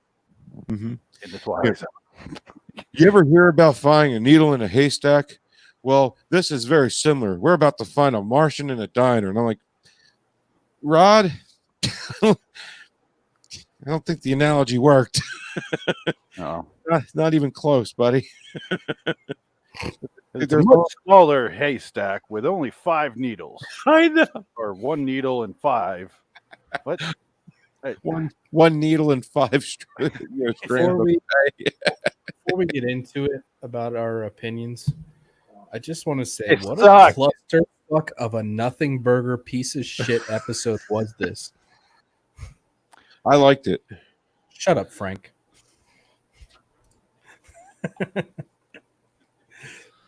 Yes. The official "Shut Up Frank" T-shirt will be for sale on LIW loiteringwonderland.com. Check out our Shut Up Frank shirts, available in all colors and sizes. You get one for your mom, get one for your grandmother, get one for your postal carrier. Shut up, Frank. Why a postal carrier? Because he's out there risking his life with COVID. Okay, give him a fucking T-shirt. Yeah, but you know what? Fair enough. Yeah. Can you send me one so I can give my postal worker one? Oh, we don't give out freebies here. Anyway, so today's episode is Ovation, season 2, episode 4. Feel better, Jansen? Yes, thank you. Okay. I was a bit hypocritical there. I realize. Just the way You're going to have to go back through every single one of those clips you created now. No, I'm not. It's just the way I type it. When you do shorthand, that's a bit different. I'm reading. It's reading. Whatever. I'm sure that's what Greg was doing, so he didn't write a whole big paragraph. He was doing paragraph. You know what? Greg's a fucking asshole. I'll tell you why. Here's what Greg said about this episode. Let's do that right now. My screen. I'll wait for my screen turns back. There it is. Okay. Please stop yelling at our listeners. Oh, fuck Greg. Here's why I fucking hate Greg. Greg said about this episode, and you'll get why I'm pissed at Greg for this. He's not here. He left Periscope. He had to leave. So fuck Greg. He said, episode 4, this episode was really good. It's a simple, be careful what you wish for premise with a slight obvious but great end, especially when Peel signed out. It did feel a bit long, but it's still a fun episode to watch. 7 out of 10 or B. Bus catches you. Just saying. Greg, this episode's fucking terrible. Thank you. It is awful. I love you, Greg. I love you, Greg, but fuck you. And this episode's terrible. All right. Although Phoenix, you did have me going because all week in the Facebook group you kept saying this episode's great. I'm like, he's got to be lying. Then I'm thinking, well, what if he is? What if he really did like it? How am I going to go through with this episode? The first thing I thought when I got done with that episode, I was like waiting for the shoe to drop. I was like, all right, if Phoenix really thought this was great, something's going to happen. And then nothing happened. And I pinged him. I was like, dude, please tell me you were joking. Was it just me, or did it feel like the episode forgot where it wanted to go? Like about a third of the way into it, like not even. The episode forgot where it wanted to go because it had zero dialogue and didn't know anything. Sorry, what was that? Look at the screen for moving holes, putting out words before your hole does so. Who? Adam. Who are you saying? Adam? He's making fun of me again. You were talking, Jansen. Adam to start going. It's fine. It's classic Adam. What are you going to do? This episode had no fucking goals, period. It didn't know where it wanted to go. It had 8 seconds of dialogue and 3 chords. This episode was a piece of fucking shit. I'm looking at Frank's face. Just like he looks like a child stuck while his parents are arguing. Yeah, like he doesn't know who to look at. Like, I don't know what to do. I did. I used to have that same face when my parents used to argue. In a chair. Oh, so did I. So that's why I recognize that face. Yep, same. That's what he looks like. What are you thinking, Frank? You haven't spoken in a while. I'm just letting everybody, air their grievances so I can change their minds afterwards. Oh my God, are you serious? Sorry, Frank. I do it all the time. Not happening You never changed my mind once. Shut up, Frank. All right. This episode, like, I saw this episode coming like a mile away, like probably halfway through. I'm like, she didn't throw that coin, she kept it. Quick question. Go ahead. Do you want us to stop or finish our bitching before you take over? Or because I feel like if you're trying to sway us and convert us, like, you know, Christians go to Africa type thing, let us get our shit out and then try us once we're empty of our poisons. That was a new one. Do you want us to? No, I mean, yeah, I'm just you know, I couldn't. I hated this fucking episode. Okay, good. Thank you. God damn you. You asshole. No, you know, I mean, I mean, it's not every show where we all agree like 2 episodes in a row like this. It's strange. So I had the episode was AIDS. Yeah, it was smelly eggs. But hey, I mean, not eggs. But the beginning, but smelly AIDS. You know, but the beginning with Bill Murray, I thought was funny. So that I gotta say, your Bill Murray thing, well, even I was like, is that fucking Bill Murray? Like right away. I have Bill Murray like drilled in my fucking brain. Yeah. And so I think I barely hear it at the beginning, but that was funnier and better than anything in this episode because I've already seen this episode. It was last season, episode 1 with the comedian. It was the same fucking thing. Only this had nowhere to go with it. And like Frank just said, when her sister looked at that coin, we're not going in order. Fuck it. When her sister looked at that coin when she brought it everybody knew it. I go, she's gonna take the coin and be famous. Yep. And why did it take so long to reveal that too? It's like everybody knows because they didn't have anything else. They didn't have anything else. That's why it took so long. Homework. Jansen, real quick, can you look up and see the timestamp on when that scene is? It's when she's putting on the dress and showing she's being a bitch in that dress. The actress is good, but she has a push-up bra and does not have the body to support a push-up bra. No tits. No tits. They look so uncomfortable in that. I feel bad for the actress. I don't. I do because she's her wardrobe. It made her look bad. Yeah, that was the point. No, it wasn't. It was not the point. You know, Reno 911 guy was great. I mean, Thomas Lennon. He's my second favorite. He's my second funniest person. He's fucking hysterical. And by the way, Reno 911, there's new episodes on Quibi out now. They're fucking hysterical, man. So if you're one of our 6 people in Earth, the only good thing this actress ever did was the movie Jack with Robin Williams. Oh, that movie's ass. Pure ass. You know she's Jussie Smollett's sister? Yep. I mean, I figured with her name. Yeah. I had to look it up because I'm like, what are the odds? And I looked it up, and she is. There's a whole family. They're like the Phoenix family. By the way, they fucked her name up in the magazine that she read at the lake house because I paused it and I read the whole page that she was reading. You talk about the building code under fire? I did look to see if there was one. There wasn't. if you're a fan of the original series, every single or newspaper in the Twilight Zone has a building code under fire or taxes or something like that. Yeah. Building code under fire is like the go-to, and then it was the other bomb. Yeah. You wanted the timestamp for the part where she sees her in the hoochie dress? After the hoochie dress, she shows her the coin, and the sister looks at it. When is that look? How far into the episode is that look? Because I go, who's gonna get the coin?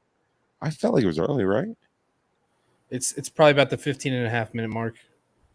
So that's when maybe that 16 is. Because she looks in the mirror, she's got her fucking titties all. It's not even halfway through the episode. What? Yeah, I mean, like, you know, she was wearing this thing where it looked like her girls were just flying everywhere, but nah, she was squeezing everything out. Like, I hate that we have to talk about this. I really do. I feel like a fucking creeper. I'll talk about her tits all show if you like. I don't want to sit there and talk about the actress's tits because at the end of the day, there's a person behind those. She was wearing the Brie Larson, believe it or not, guys. Jimmy Fallon push-up bra special. Yeah, it was. Jimmy Fallon's got great tits. They mash her in this dress. No. Should we? I don't know about Jimmy Fallon's tits. He's got great balls though. Not a good dick, but a great ball.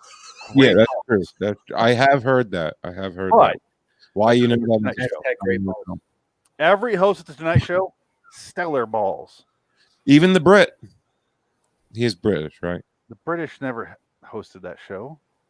Well, he does a late show. I don't know his name. What British guy are you talking about? Are you talking about that James guy on the Corbin? BBC, the fucking James Corbin? No, Graham Norton show? Corbin. Corbin. Talking Oh, about Corbin. Okay. I thought he was talking about the guy from the Drew Carey show at first. I thought he was talking about Graham Norton. I thought he was talking about James ate too much Le Cordon Bleu. We're old. That sounds good. Anyway, on like rye or roll. Yeah. I prefer a Le Cordon Bleu casserole. Ooh, getting jiggy with it with that man. This is what this episode has reduced us to. We're talking about Cordon Bleu and balls of late night show comedians. not late night show, specifically Tonight Show. Tonight Show comedians. Because Jimmy, all the hosts. Carson had some great fucking balls. Dude, he was nothing but a big giant pair of balls and legs. Yeah. Anyway, where all I can think about was balls. Where were we? I preferred Conan O'Brien. I was at definitely. the other day. But he doesn't have good balls. No. He's got a great dick. not good balls. I mean, long and thin and not good balls. Didn't you see that episode where he's wearing that Eddie Murphy leather outfit? He had some great balls. No, he stuffed. Dude. That was a sock. Yeah, you have not seen Carson's balls or Fallon's balls. Let's put a pin in this, not in the balls because that would hurt. But let's put a pin in the section. Let's move on to Ovation. Well, unfortunately, depends on how you like getting down. I would like. I'm pretty tired of talking about this episode. Let's talk about Ovation because it starts off with Fiji. I don't have any notes, so I'm going off my brain here, which my brain is like, no more memories of Ovation. But Fiji is in that Ovation celebrity. It's a great guitar. Just do I have to play the clip? Do I have to play the clip, Frank? I got a clip. You want me to play a clip? Oh no. Thank you, Adam. It saves so much time when you show that shirt. To the listeners, he's showing a Shut Up Frank shirt. But Fiji is getting her photograph taken like Bill Murray did in Frank's intro. And everyone's like, oh, great. And they all clap after. She plays a coin at her little makeup station. She goes outside. She meets Jasmine is our main character's name, if I remember. Yeah. Cannot believe I pulled that out of my ass. Jazz. Jasmine, Jazz, what do you want to call her? She goes out, sees her playing guitar in the park. She's good. Not special. And she walks up to her and she's like, hey, I like the way you play. She's like, I want what you have. She's like, what do I have? Gives her the coin. And then people start chasing her. Everyone that's Asian starts chasing her in the city. And then she runs out and she just walks in front of a bus. And I'm like, yeah. And she does some weird fucking salute. Frank just talked or just pantomimed it, but she looks back at her. She goes, "Yep." She gave like the. Did she really? Yeah, she gave him like I didn't give a shit. Like the Boy Scout salute, like the hey. See, I was hoping it was like a Japanese movie where they have curses, and I thought the curse was you kill yourself. That's how it ends. Okay, here we go. This episode should have been run over by a bus. Yeah. The most exciting part of the episode is when she steps in front of the fucking bus. Here's the sad thing, guys. I watched the whole season. Adam, you watched the whole season. There are 2 episodes that are coming up that I hate worse than this one. Yeah. Oh, God. 8. Way worse. Worse than 8. There's some bad ones for sure. I was waiting for it because there's no way like I got through 3 of them. I'm like, no, this will fall off the tracks real soon. And then I see this piece of shit. I'm like, there's the first set of wheels on the caboose. That's a lug nut falling off. A lug nut. Oh. This is one of those ones where I started grabbing my phone. I was fucking checked out. Okay, no joke. I fell asleep 3 times watching this episode. I nodded off and woke myself up with the nodding off motion 3 times. That's how fucking dull this episode. It took me 2.5 hours to find that Bill Murray clip on YouTube. Worth. Like I couldn't find. Ask me. I can find that in 20 seconds. Yeah, but I wanted to surprise you guys with it. So yeah. Oh, fair enough. That was the best part. And we're not going to top it. Nothing we say or we watched is going to be better than that. So really, thank you. We appreciate the effort for sure. For once, 2.5 hours well spent, Frank. Thank you. I got to qualify it with a number of insults first. I almost want to play what was it from season 4? What was that episode called with my girl in it? Oh, of late, I think of Cliffordville. Right, and where I spent like 4 hours mixing. Is it 4 hours of you looking and mixing, or is it 4 hours of like jerk off, fall asleep, jerk off, fix the guitar, jerk off on the guitar, fall asleep? Do you gotta like make fun of my ADHD, dude? I'm asking. I want to know a timeline. If this is 4 hours, literally of like, Is it 4 hours Frank time? 4 hours Phoenix time? Oh, okay. If Phoenix did it, would have taken like 10 minutes, but so, like the guitar is what your answer is. Well, I was trying, like have a cigar, and then have a cigar, and then I played have a cigar, and Phoenix hated it, and trying out some. No, I like that one. That was a good one. Oh, you did? Okay. That one I liked. The other one I cut you off and didn't let you finish. It was the three of us. Mm-hmm. Before Jansen got on, you were all excited about your editing. I was like, move the fuck on. We're like 10 minutes into your clip. Move on. Yeah. Adam, you remember that one? Yeah, I do. I was not happy with that clip. It was too long. He's like, I edited this down from 6 hours. What the fuck? It was a 7-minute clip. I edited down to like 2.5 minutes. And it felt like 7 hours. But I was still impatient. I did the best I could. And you're like, no, you had a chance. You don't get to hear this. We all get along. But this is what Ovation's doing to us. We didn't argue at all in the last show. No. Just didn't take one. Yeah, well, it's funny because on both episodes we all agree. So why are we fighting about this one? I don't know. We're infighting because we have to come up with something. Is it possible to become angry from boredom? Like just so bored you're angry and you want to like slap somebody or just start some shit with anybody? Is that what's making us like pick fights with each other because we're just angry talking about it? Adam, you'll get this reference. Like a lot of the early MST episodes those movies are so boring. If you watch them on their own, you get fucking angry and you're like, fucking end. Like how dare you waste my time? 1952, like some fucking movie some guy made. That movie. You're an MST fan. Attack of the Giant Leeches. Yeah, I played that on my channel, and we got so bored that we started talking about something completely different. Like we forgot that we were even watching a movie, and I agreed not to show movies like that anymore. The most infuriating scene I've ever seen is in the Wild World of Batwoman. Oh, I love that one. Translating a ghost into like Korean, and it goes on for 15 minutes. Yeah, and the shot is locked. You see two characters sitting there while an off-screen voice translates Korean to English. It was bad the other way, and it's 15 minutes. I'm like, I get so fucking angry. I was so bored. But our poll on Twitter for Mary Fuck Kill is for this episode. Ovation right now is that it's finished 57.1. Guess. Fuck. Kill. Yeah, kill. Frank. Kill. I'm sorry. Fuck is 28.6, which is too many. Mary has 14.3, which I don't want to meet that fucking person. Somebody's just fucking with you. That was Frank, right? Frank voted that one. Yeah. Well, fucking an option. Will it be almost beat fucking? I mean, I don't get people's. You guys are getting trolled so hard right now. Well, tomorrow, Adam, because you're running a poll, whether you know it or not. Tomorrow, you're running a poll. You're going. What are you putting them through Phoenix Twitter? I am. Yeah, we're doing the bracket thing with a bunch of bad movies. So. I created a bracket for his Twitter. I'm running it tomorrow when I have more time and when I have to think about Twilight Zone. When I have Ovation. And we're gonna do that 64 bad movies down the one, and then we're gonna do a show about it. I think people love polls, man. People love them. Yeah, exactly. That's what I'm. People love lists on YouTube and polls on Twitter. I don't know why, but they do. It's why. What's that fucking site? Who has all the goddamn lists on online? So it was like 5 movies that. Oh, I know what you're talking about. Fucking Mixed Mojo. No, the other one. There's another one. The European one. There's like a Mixed Mojo, and then there's a European one. It's just basically 2 sides of the same fucking coin. Anyway. Yeah, I know what you're talking about. The top 10 worst fucking dystopian movies.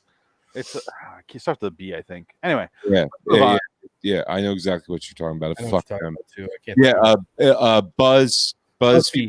BuzzFeed. Thank you. Yeah, BuzzFeed. fuck that shit. Fuck them. Take this BuzzFeed test to find out what kind of oyster you are. And I love it because every once in a while they're like, we had a hidden agent in behind Trump's camp, and we found out secret. And I'm like, oh, you're fucking BuzzFeed. I'm not going to trust you. It's like TMZ breaking something. I don't trust them until some other news agency reports it.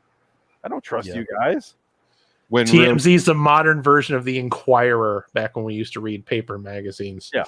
Well, the fucked up part is every major news agency in this country might as well be the Inquirer. You got a point there. Don't disagree. Look at the Guardian if you want news. They're in England. It's I sad. trust Epoch or Al Jazeera TV. or Epic or Epoch. ISIS News Network. They're pretty good. Yep. Wait, what? Oh, did I get your channel shut down again? I'm sorry. Clearly joking, but YouTube robots don't understand that. Jihad Radio. Let's get back to the episode. Thomas Lennon, Paul F. Tompkins, two of my top three funny people are in this episode. That's I crazy. had his clip. You want me to play it? And I still hate the fucking episode. It's sad. Yeah, play a clip if you had it, as long as it's short. Let me just real quickly grab my jaw. Or you are good. Really? Yeah. Think so? I know so. We can't hear you, Frank. You know who I am, right? Yeah. You're the guy that has that show. Guy that hosts that show. Oh! Ovation with JJ Malloy, the highest rated show on broadcast television. My dad watches it. Everybody's dad watches it. You know I can make you a star, right? Huh? What's your name? Yeah, that's it. Oh, what happened? What was that at the very end? What the fuck is that? That's what Harvey Weinstein said. Did you get abducted there? No, that was the end of the scene, and then it went to, I think, her walking in the house or something. Or no, they were watching some TV, and then she told her sister she was going on that horrible show. Yeah, but Weinstein finished on plants. Frank finishes on guitars. Swapped over to the Pornhub video that was playing. Mm-hmm. Oh, that was? You got distracted. Can you imagine porn where people are clapping the whole time you're fucking? Like, can you keep hard during that? That's a great idea. I think I'm going to get invested in that. Technically, they are clapping cheeks. Create my own channel. Just have like a porn with a live studio audience and film it. Please don't search that. I think that's called an orgy. What? I couldn't tell what you said. No. I'm just kidding. Cool. Cool, man. Thanks. And I hate this episode, Frank. Sorry. Sorry, it's turning on you right He was now. looking for content. He was like, Frank has something to say. Please, Yeah, God. that's all I was. I got him mad when he didn't have anything to say. No, I said, Brad please left the chat. don't search that on Pornhub. Yeah. Ovation porn. No, clapping porn. Oh, yeah. So Thomas Lennon hosts a show. It's kind of, I don't know, American Idol-ish sort of thing. They all come out on stage. They play the fucking song. So half-assed, though. Like, it was like how the Oneaters won, you know. They have that old school applause meter shit too, like from the 1950s. Yeah.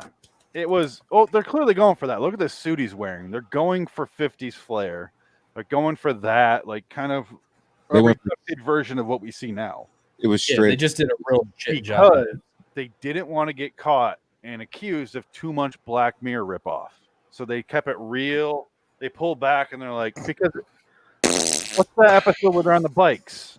The guy from Jordan Peele's Yes. movie. I was just thinking that. Yeah, It's the exact same thing. It's called, the episode was called 15 Million Credits. Yeah, so they had that. They didn't want to be accused of doing that because Jordan Peele's actor from his first movie is a part of that. So they're like, too many connections. Let's scale it back to 1950s version. So we have an applausometer, and they kept it simple. But it's And still, they kept it a very small part of the episode. It only it only comes up like twice. because it's if they made it way too modern and way too futuristic, it would have been very, very similar to that. Yeah. But she goes on, she plays okay, she gets applause nonstop, and at that point you realize the coin just makes applause, people follow you, and then at that point we're with the episode and we're ahead of it, which is never a good spot to be with your episode when the audience is ahead of it. Oh, yeah. None of us 10 minutes minutes 10 minutes into the episode and then doesn't have any changes or difference for the next 25 minutes. Well, then you said 7 minutes later, right? Or something like that. Right. 17 minutes in, is that what you said? 14 minutes in. Oh God. Yeah, So it wasn't 4 even minutes even later- halfway through the episode. So 4 minutes later, she's her career's taken off. She's making all this money. She lives at home with her sister and her husband, and then she's going on the show. She's advancing further in the round. She's making money, and then she has her tits all pushed up, and then she shows her sister the coin when she's getting ready in this dress that's so not her, because at this point she's wearing like black jeans and like, you know, kind of like this shirt but rugged and torn. She's kind of grungy, playing on the street sort of thing, bohemian. She looks like Tracy Chapman doing a Joni Mitchell impression, like a bad one. I would say Tracy doesn't deserve that. No, well, that's just it. It's like a bad Tracy Chapman doing a bad Joni Mitchell impression. All of it's bad, really bad. They didn't focus enough on her songs, but I think that might be the point. If you were to ask the writer, the songs aren't the focus. It's kind of like the comedian, because this episode is very similar, so we're going to be drawing comparisons. As an audience, you're just going to make people angry if you don't have any motivation for the person themselves. You can't even see the confidence in their own music. So like they immediately start clapping when she's singing, so we don't know what it even sounds like, which is fucking annoying. I don't know what her message is. I don't know what her motivation is to be what Fiji was. She There said is she none. wants to be like Fiji. But other than that, it's just I kind of want fame. This episode is more about like jealousy than it is about anything else. Which it's still so lightly just that. It doesn't even The last speak 10 about minutes, the last 8 to 10 minutes are just jealousy. And it's not earned at all. There's nothing to earn that other than the ducks don't even want to fucking be around her. And then she screams. It's also telling you it's like a kind of a statement on how ridiculous the pop culture world is if we really needed that spoon fed to us. Like Jansen said, we're 10 minutes ahead of this whole fucking episode, like the whole fucking thing. Mm-hmm. We're also 20 years ahead of this episode because because we're a bunch of boomers. He's right. Like 70. No, because this started happening 20 years ago with like Britney Spears and shit. Yeah. The manufactured pop stars. Yeah, it started with American Idol. Okay, 20 years ago. Yeah. Yeah. Has it been that long? Fuck, I'm old. Oh, See, I know, dude. You're getting fucking old, dude. I have no idea. I was American Idol, but Yeah, I never watched it, but I'm pretty sure it was like a long time. Yeah, it's been a while. yeah, it's been a long fucking time. Yeah. And they're going off that. They're clearly going American Idol. What the problem is for me this episode, what could have fixed this is another character or another side story that tied into it, that kept you invested in the plot moving along, trucking along, connecting the different scenes together. Or at Because least at this point, it's just like a through story that's kind of like, and it doesn't really matter. By the time you get to the end, you're like, oh, it's over. Great. There was one funny scene. Was one funny scene when she's running from the applausers and she goes to her sister's hospital and the guy having open heart surgery. Oh shit! Yeah. Okay. Yeah. That was funny. You know what I thought was funny? What's My that? favorite funny scene was when, at the very beginning, when she starts going on his show, Thomas Lennon's show, and she's getting applause. She goes running through like Central Park with her sister, and they're jogging, and she's like, oh, hold on. I want a fucking hot dog. Or jogging hot dog, and the hot dog guy's like, oh, it's free. And she eats the fucking hot dog and gets chased away with applause. And I'm like, who eats a fucking hot dog in the middle of a Sunday jog? Oh God! Listen, if you ain't dogging, you ain't living. That is the Let's go dogging. That is the truth, son. Let's go for a dog jog. This is one of those ones where I almost wish they would have given us a little bit of explanation of the MacGuffin in the like the doubloon, like just anything interesting. Instead, we spend 12 minutes at the fucking cabin watching her eat noodles out of a container. Oh my God! Do I never ever want to eat ramen noodles again as long as I live? That was disgusting. She somehow made gross noodles look grosser. They're still like white and like uncooked and like yeah. What's wrong with you? It's like, they come in the styrofoam cup with all the spices and it's good, and then you can get the package for 10 cents less because you're that poor with no spices. It's like, and that's what she's eating. I'm like, how are you this poor this quick? Yeah. She goes full Walter White, living in a cabin. She's like isolation, like she's hiding from something. She doesn't want to get caught.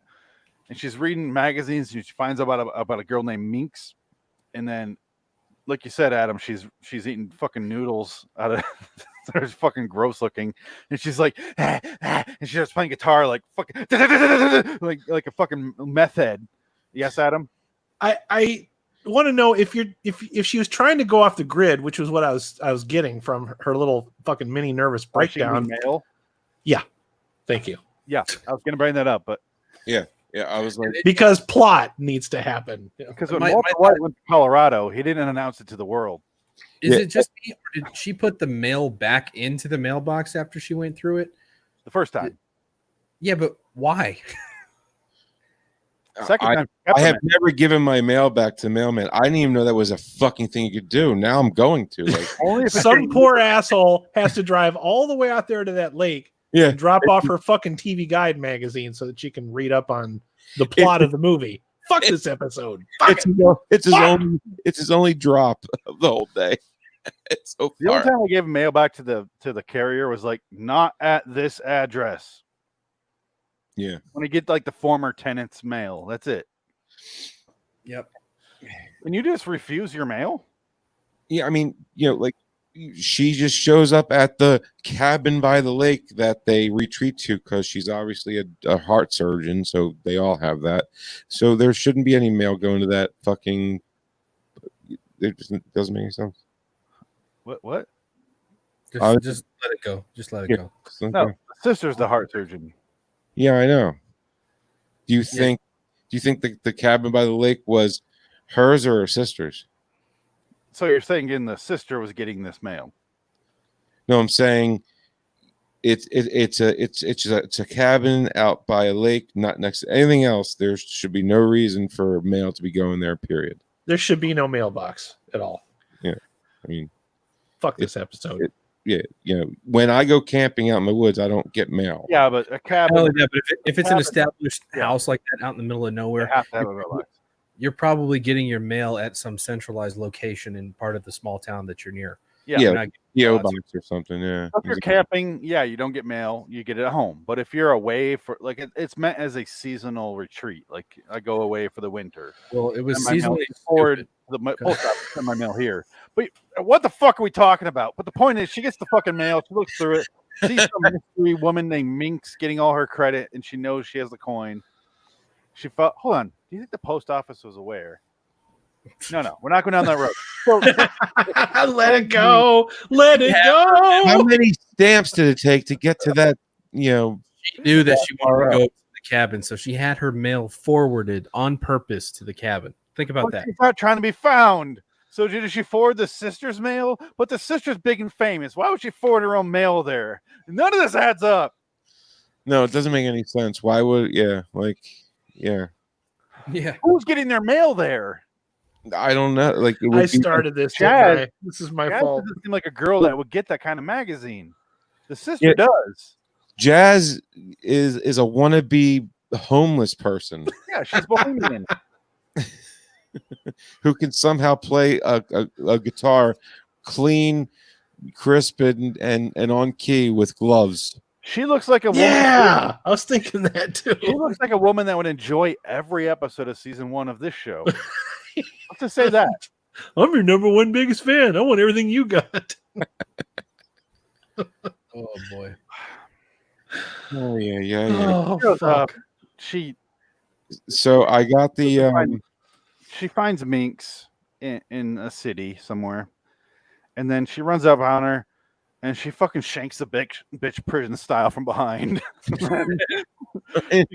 By security, and then we get it like slow motion, and then everyone in the fucking world who watched this episode was like, "Yeah, we know where this is going." Who's Minx? It's the sister. It's the sister. Jansen, what? Holy shit! Wait.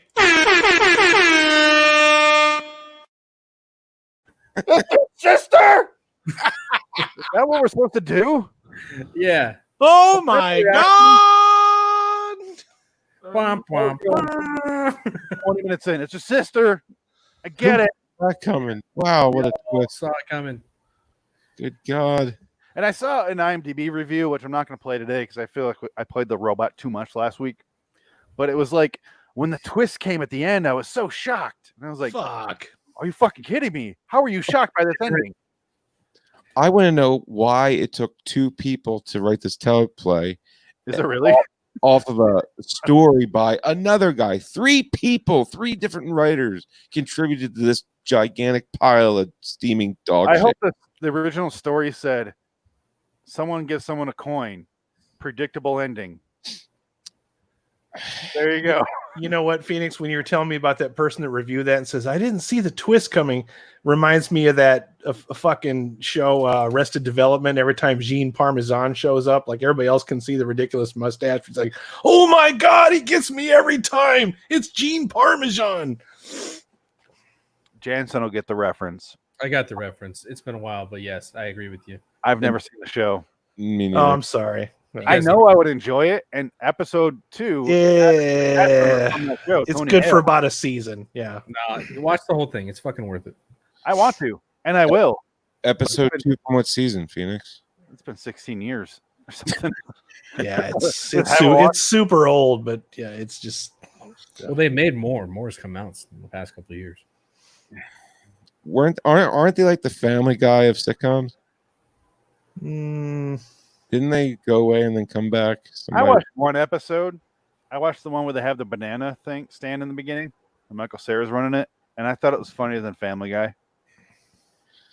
I'm not a big fan of Michael Cera. I'm not a big fan of Family Guy.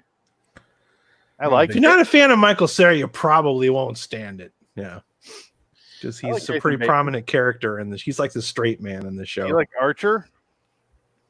Not really. Then you're a fucking failure of a human being. Archer's probably better. Archer's amazing, but I mean, I haven't watched in a while.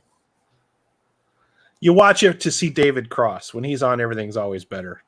yeah, everyone did a Smurf dress up thing. I remember that. The Blue Man Group. I shared something for our audience watching. I mean, Aqua Teen Force is good. You know that everybody can see that, right, Phoenix? Oh shit! What? Just throwing that out. Oh shit! Sweat. Let me see if I can delete that. No, It's don't gone. think you can delete that. Okay, here we go. It's gone. Still there. I can see it. No, it's highlighted, so it's gone. Yeah, Phoenix West says, I hate our viewers. Nope. I don't know what you're talking about. Oh shit!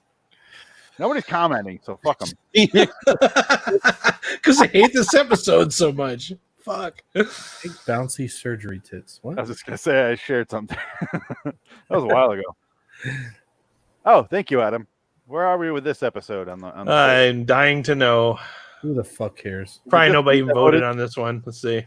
I'm looking up Mike Boomar. Who the fuck put 7 out of 10?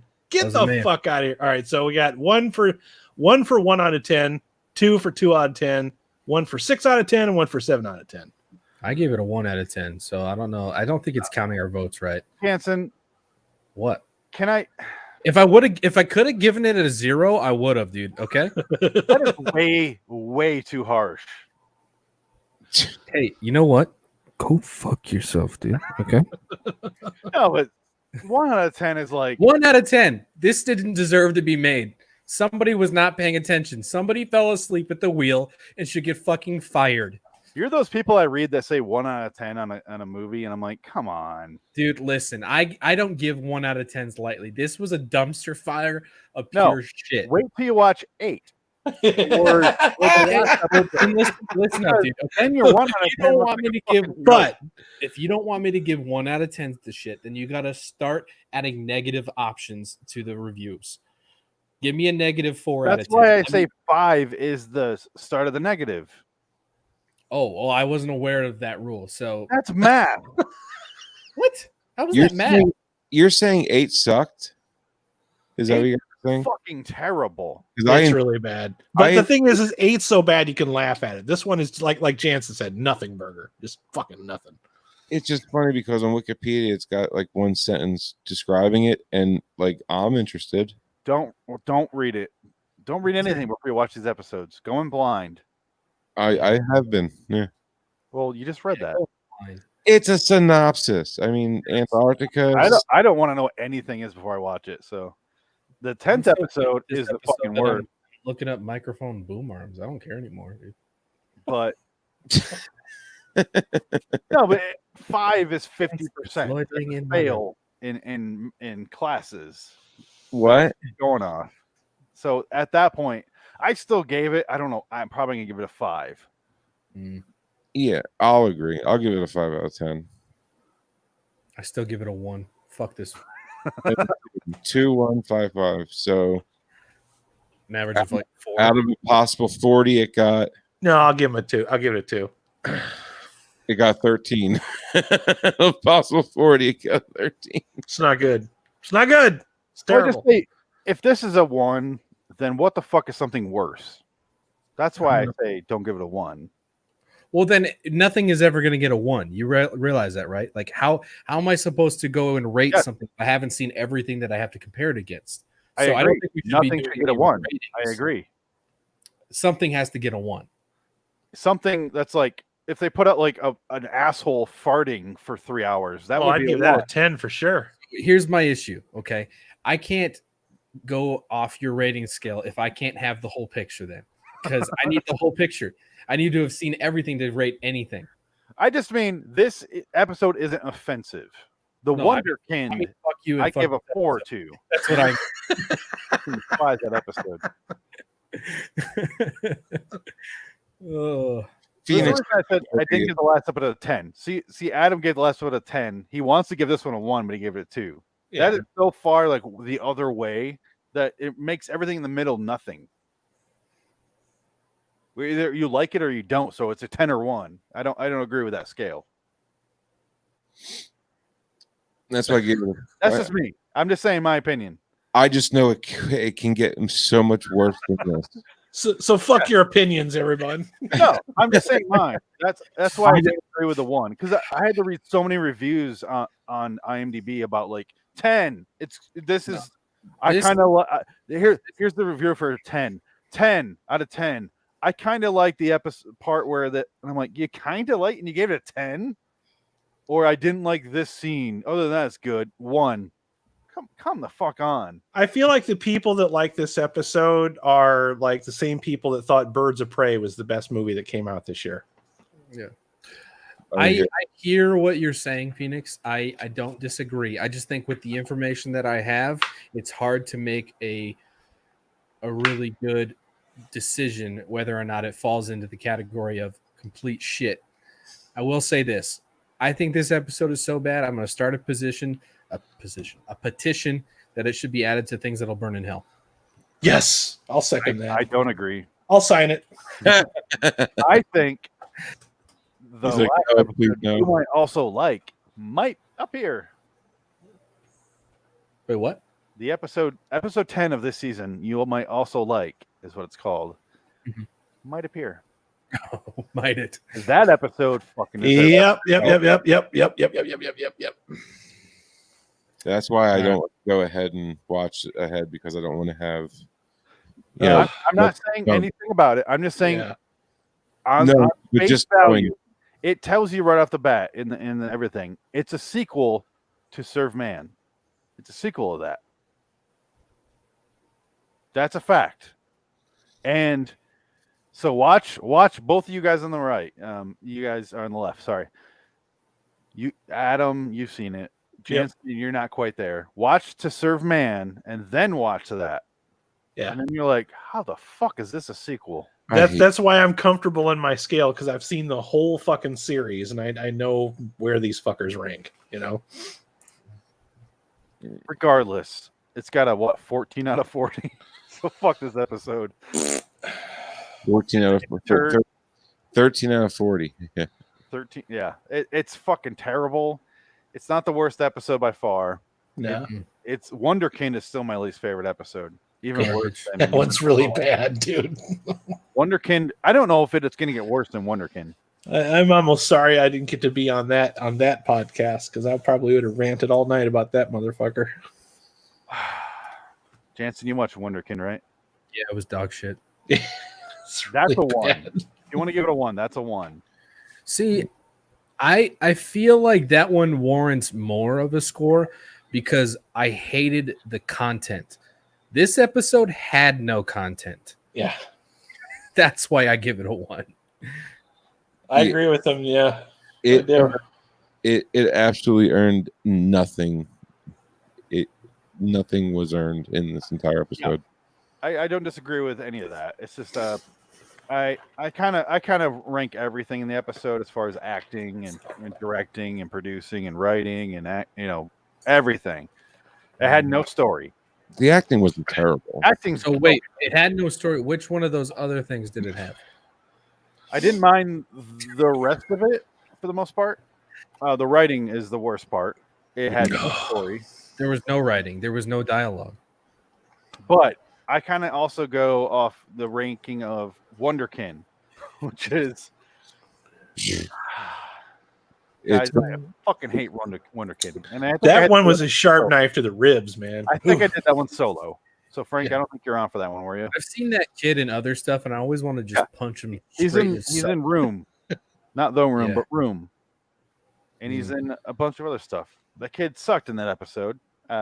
Everyone sucked, even Cal Penn. He had nothing to fucking do. The John girl Cho, from, Fargo season 1 is in there. What's her fucking name? I forget. She's not that. She's good, but not in that episode because nobody is. She's That's great what in sucks. Fargo. Her name is Fargo Robbie. That episode sucked. So we're left with fucking nothing in this episode. It's just the comedian where he tells jokes, makes people disappear, and it's a mystical thing with his art that makes magical things happen that he doesn't understand, has to learn from it, and suffers greatly because of it. This one, she sings, gets applause. It's the other way where it's positive. Positive so much it makes her go like crazy and jealous, and then she kills her own sister. Which leads me to the question: what fucking moral are you trying to say in these things? Like, do you want good things to happen, or do you not want good things to happen? That's exactly what I was gaining. What I want to get into here. Oh, What okay, I'm is sorry. the fucking point? No, you're good. I'm glad you cut it to the chase there. You cut me off.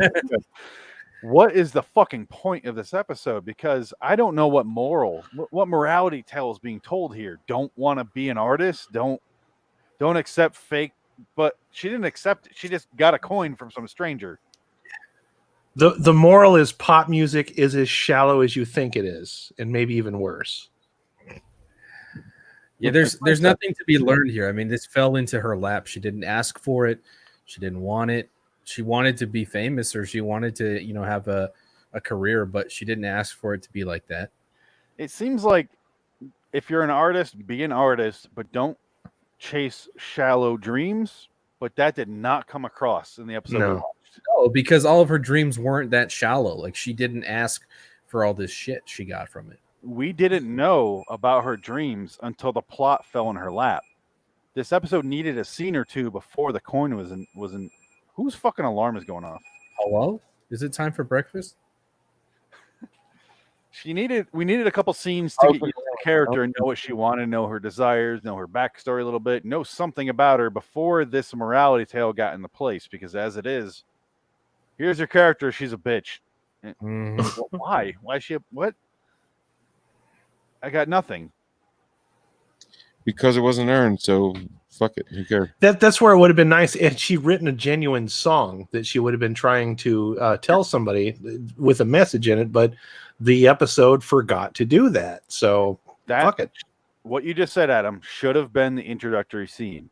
I'm writing this song because my mom passed away. She's living with her sister and her sister's Well, husband. didn't she actually write a song for Fiji after Fiji died? And then people were coming up to her, but it was the coin, so it wasn't necessarily the song, and we didn't get to hear what she had to say anyway. Exactly. So introductory scene should have been. I wrote this song for my mom or my dad because they died. That's why I live with my sister and her husband.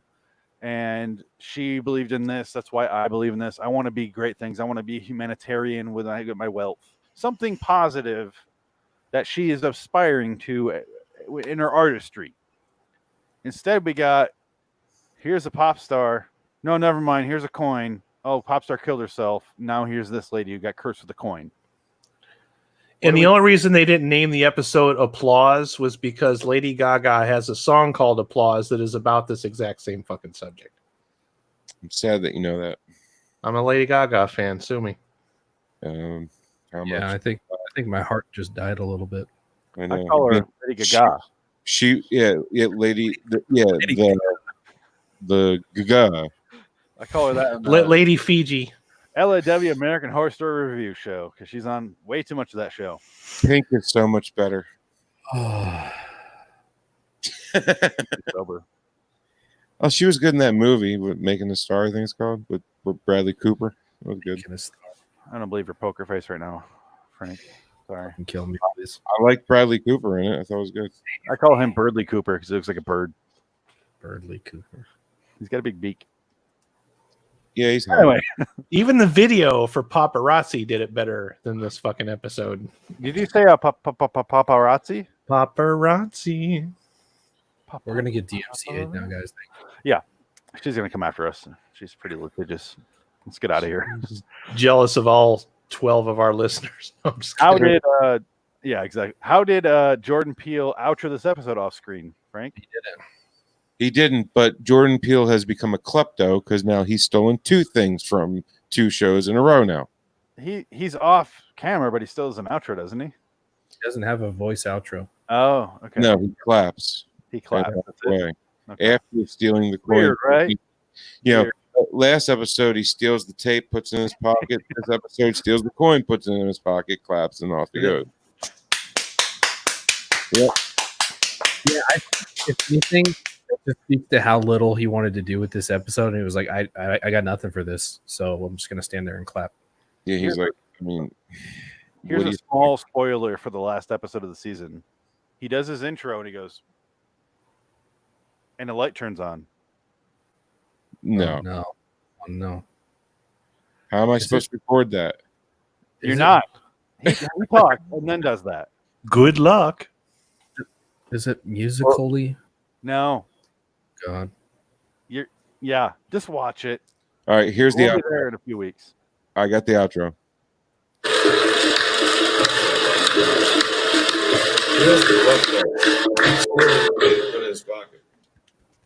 Oh, sorry, we're done.